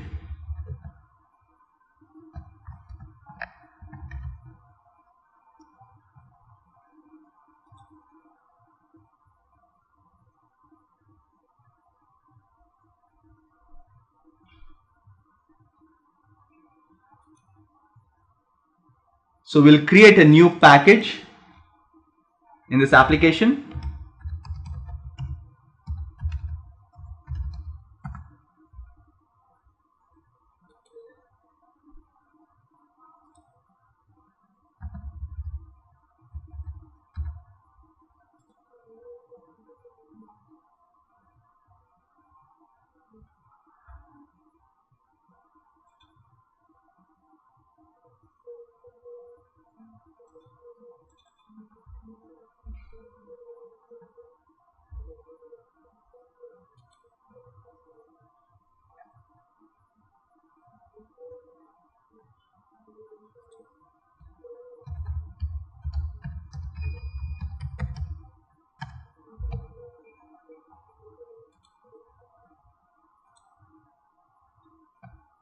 So we have the DAO package in this application, which will have a class which invokes or which contains a lot of hard-coded code.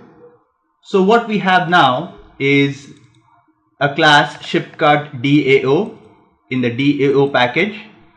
If you look closely at the class, you will see that we have created some in-memory data structures to store details of an item, order, and coupons. Then we have written a static block which randomly generates some items, orders, and coupons. Apart from this, what this class also has is a series of methods. For example, a method called getOrderByNumber, which takes the order number as an argument and returns an order object. Another method that we have in this class is a method getItemByCode, which takes the item code as an argument and returns an item object. And one last method, two more methods that we have in fact, is a method which returns the details of a coupon by ID and a method which creates a new order. Some of these methods throw an exception. For example, the method getCouponById throws a coupon not found exception. This is a custom exception class that we have created. Similarly, methods like getItemByCode, getOrderByNumber also throw a few exceptions like item not found exception and order not found exception. These are also customized exception classes. These exception classes have been created in the util package, in the in.shipcart.util package. So we have this class coupon not found exception, and then you have the class item not found exception, and lastly we have order not found exception. So the next step now for us is to write some code in the ShipCart implementation class which will invoke methods on the DAO that we have just created.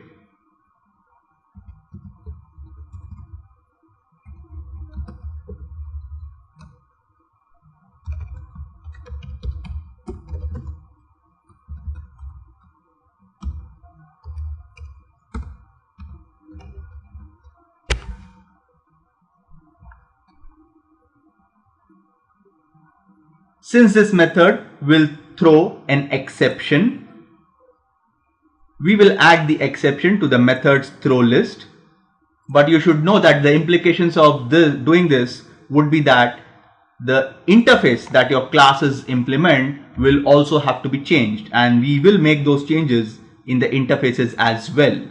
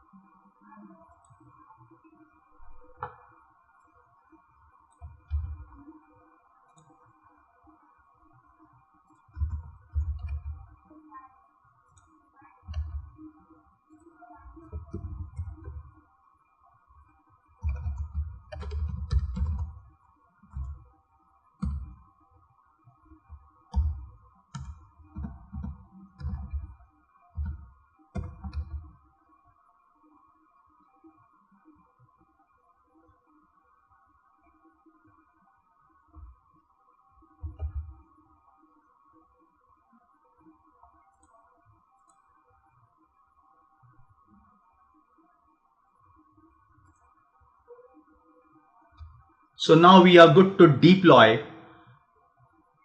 these methods on the Glassfish server.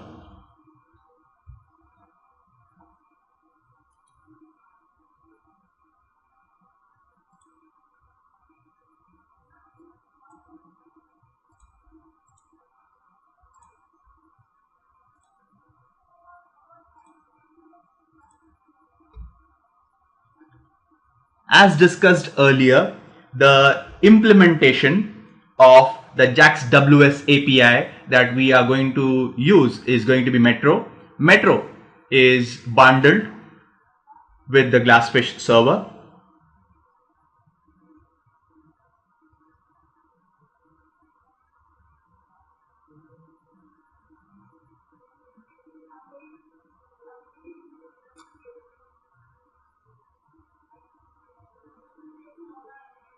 Now the question is, what should be the next step? How will it be possible for a client to remotely invoke these methods? Now, a client can invoke these methods by using what is known as a WSDL. A WSDL stands for the Web Service Description Language. It's an XML based document that is used to describe your SOAP based web services. Let's first take a look at how the WSDL looks like for the web services that we have created so far. To do this, you can open your browser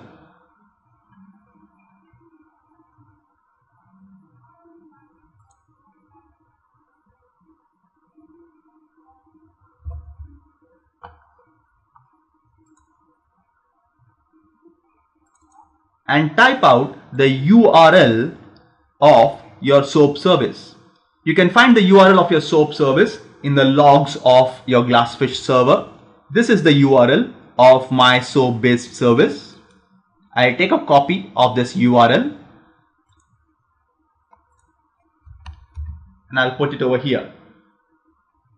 To view the WSDL of this SOAP service, I can add a query parameter to this URL and type WSDL. This is the WSDL for my Shipcart service.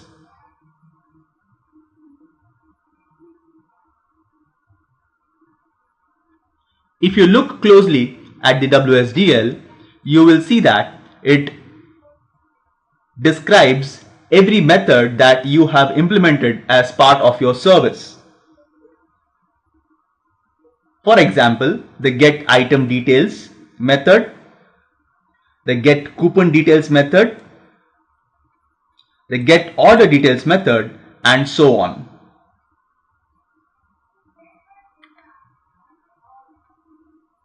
So all in all, the WSDL represents all the different business service methods which can be remotely invoked by a client. You can find all these methods inside the port type element. The methods are listed under the operations element. So that gives you a fair bit of idea about what SOAP is. This is the reason why we call it an XML based protocol. This is the standard format of the WSDL. A client can use this WSDL to regenerate artifacts like Java classes on its own end, and then the client can use those stub classes to invoke methods on your SOAP based web service. What we are going to do is, since we need to very quickly test these SOAP services, we will do this testing by using a tool which is known as the SOAP UI. SOAP UI is a Windows based tool which can be used for very quickly testing not only your SOAP services but also your REST based services.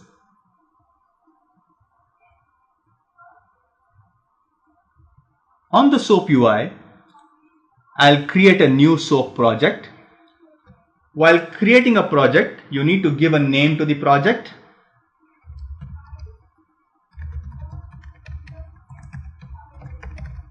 Along with the URL of the WSDL. You can take a copy of the URL from your browser window.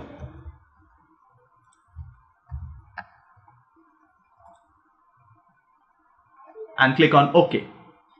As soon as you create a new project, SOAP UI retrieves, or you can say imports, the WSDL from the server, and after importing the WSDL, it lists all the different methods which can be remotely invoked.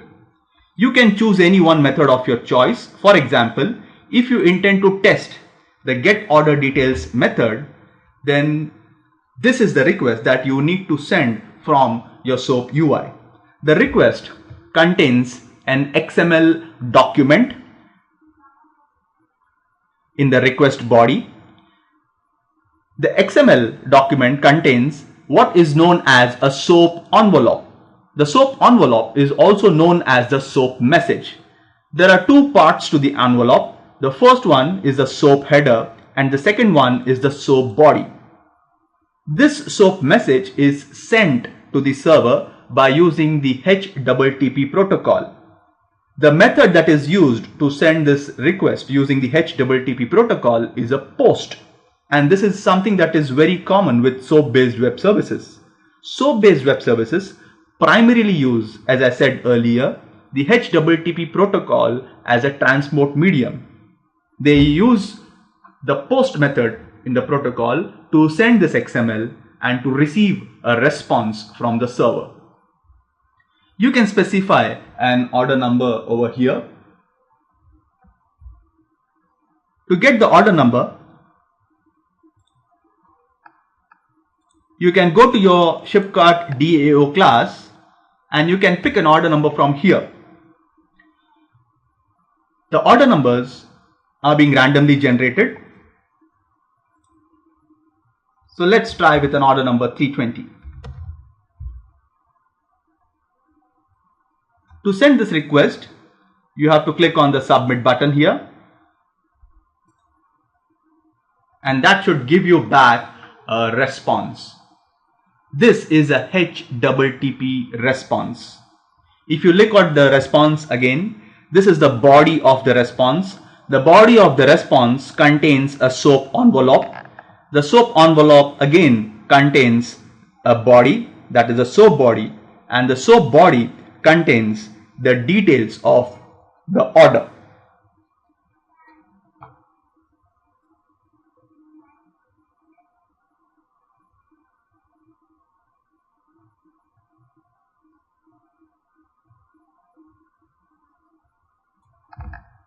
You can test the other methods as well.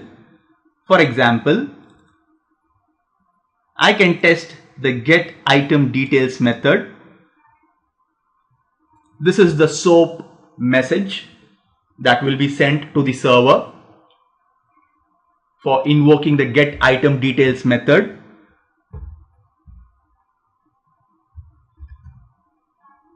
If you remember how the method was written, you will understand that the get item details method, this is the name of the method, and it has one parameter which is the item code. The name of the parameter can be seen in the SOAP message that is part of your request. You can send the item code over here.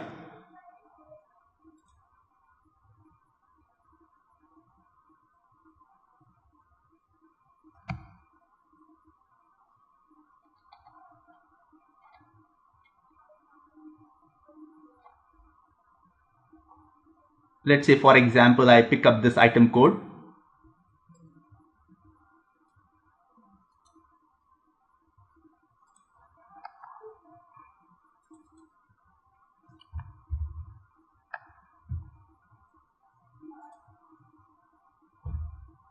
And that should again produce a response which contains details of the item.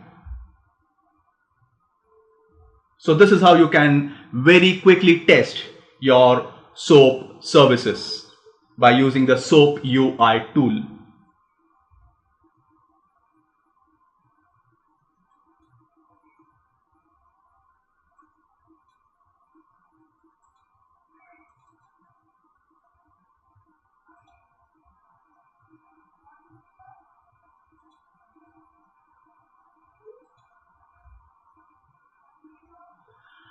Apart from this, what you can also do is you can write a client in Java which can attempt to remotely invoke your SOAP services. Let's do that.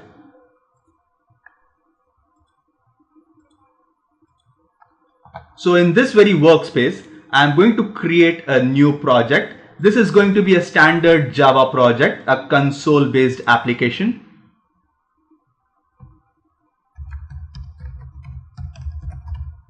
Let's call it Shipcart Client.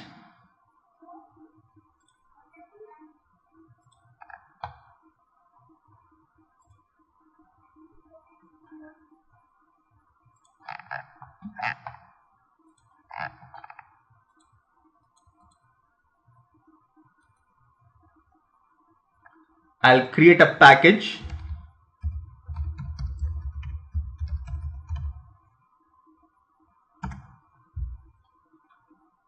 In this project, which will have the main method.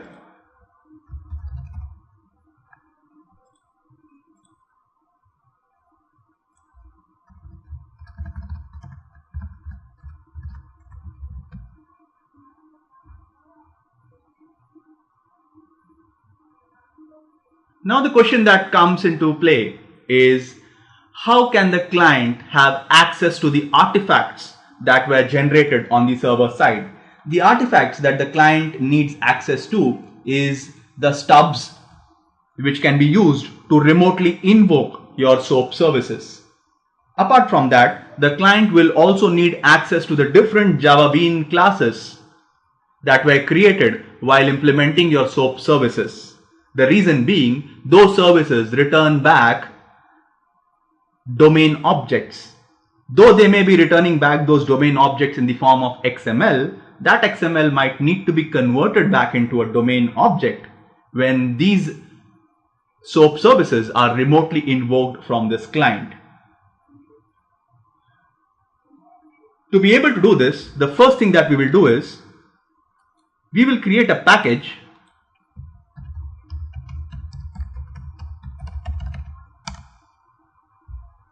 in this application. Your clients can use a tool provided with your JDK, which is known as the WS import. The WS import tool is a command line tool which can be given the URL of your WSDL. It uses the URL of your WSDL to read the WSDL document and generate artifacts like stubs and other classes on the client side. The WSDL tool can be executed from your operating system's command prompt. You must execute the WS import command line tool from the project folder where your client code has been written. Of course, it is not mandatory to do this, but the advantage of doing this is that the artifacts would be generated directly into your project folder. The syntax for using WS import is WS import followed by the name of the folder where your source files have to be kept,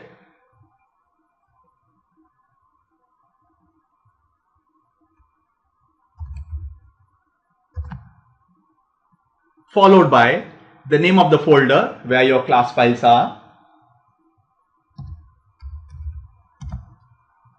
-keep, which is an indication to the import tool that you intend to keep the generated artifacts, followed by the URL of your WSDL. You can take the URL of your WSDL from your browser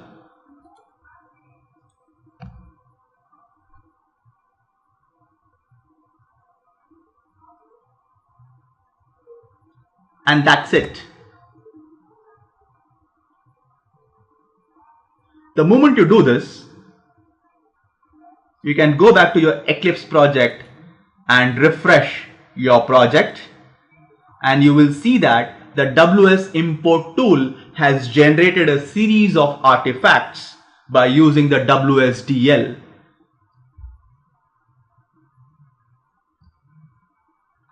You can use these artifacts to remotely invoke your SOAP services.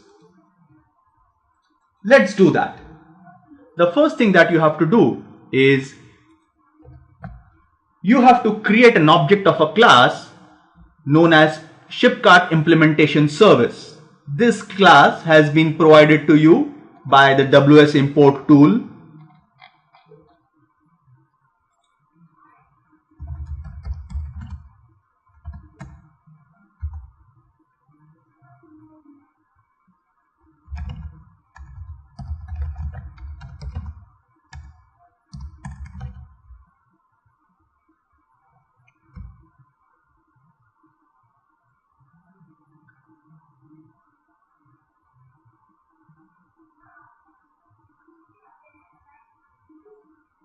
The next thing that you have to do is create an object of ShipCart service, which is another class, which is another interface provided to you by the WS import by reading the WSDL. To create an object of this interface,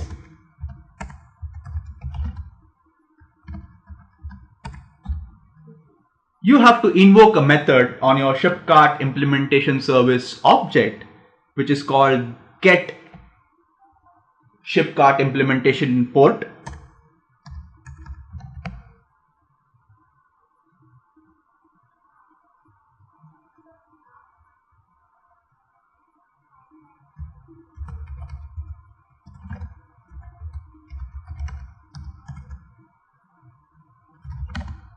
And now you can invoke a method on your ShipCart service object. You can invoke, let's say for example, the get order details method to retrieve the details of an order.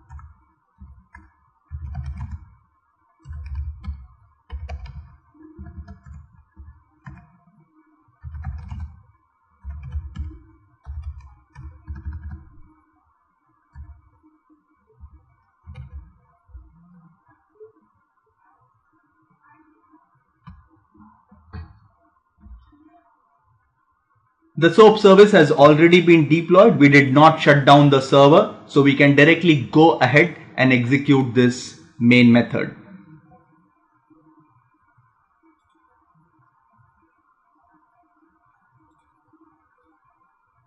And there you are. So this is a console-based client written in Java, which attempts to remotely invoke your SOAP-based services.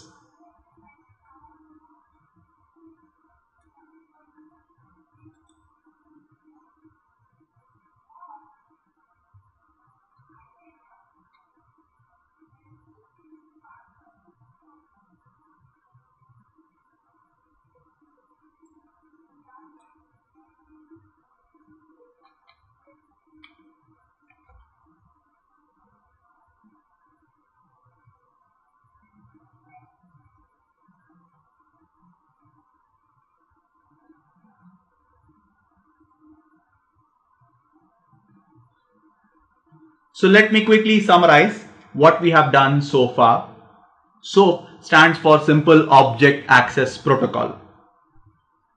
If you look at what it stands for, you will understand that SOAP is a mechanism to implement web services wherein clients can remotely invoke methods on your objects.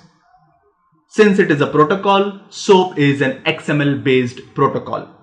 It uses rules followed by well-defined XML documents to remotely invoke methods on your objects. Your SOAP web service is described in what is known as a WSDL. The WSDL stands for the Web Service Description Language. It contains the description of all the different methods that you have implemented as part of your SOAP based web service. Clients can use the WSDL to generate stubs and remotely invoke methods on your SOAP based service. You can also use tools like the SOAP UI to very quickly test your SOAP services.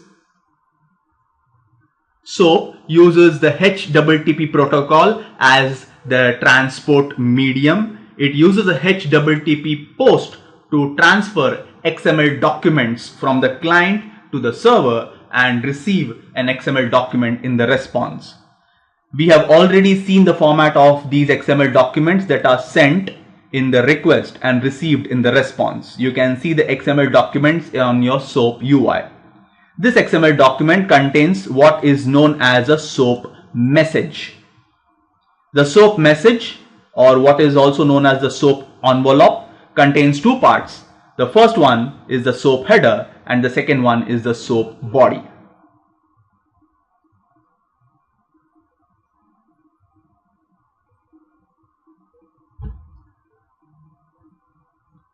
That brings us to this to the end of this session on SOAP web services. If you have any questions, please do post comments on this video. Thanks for your time.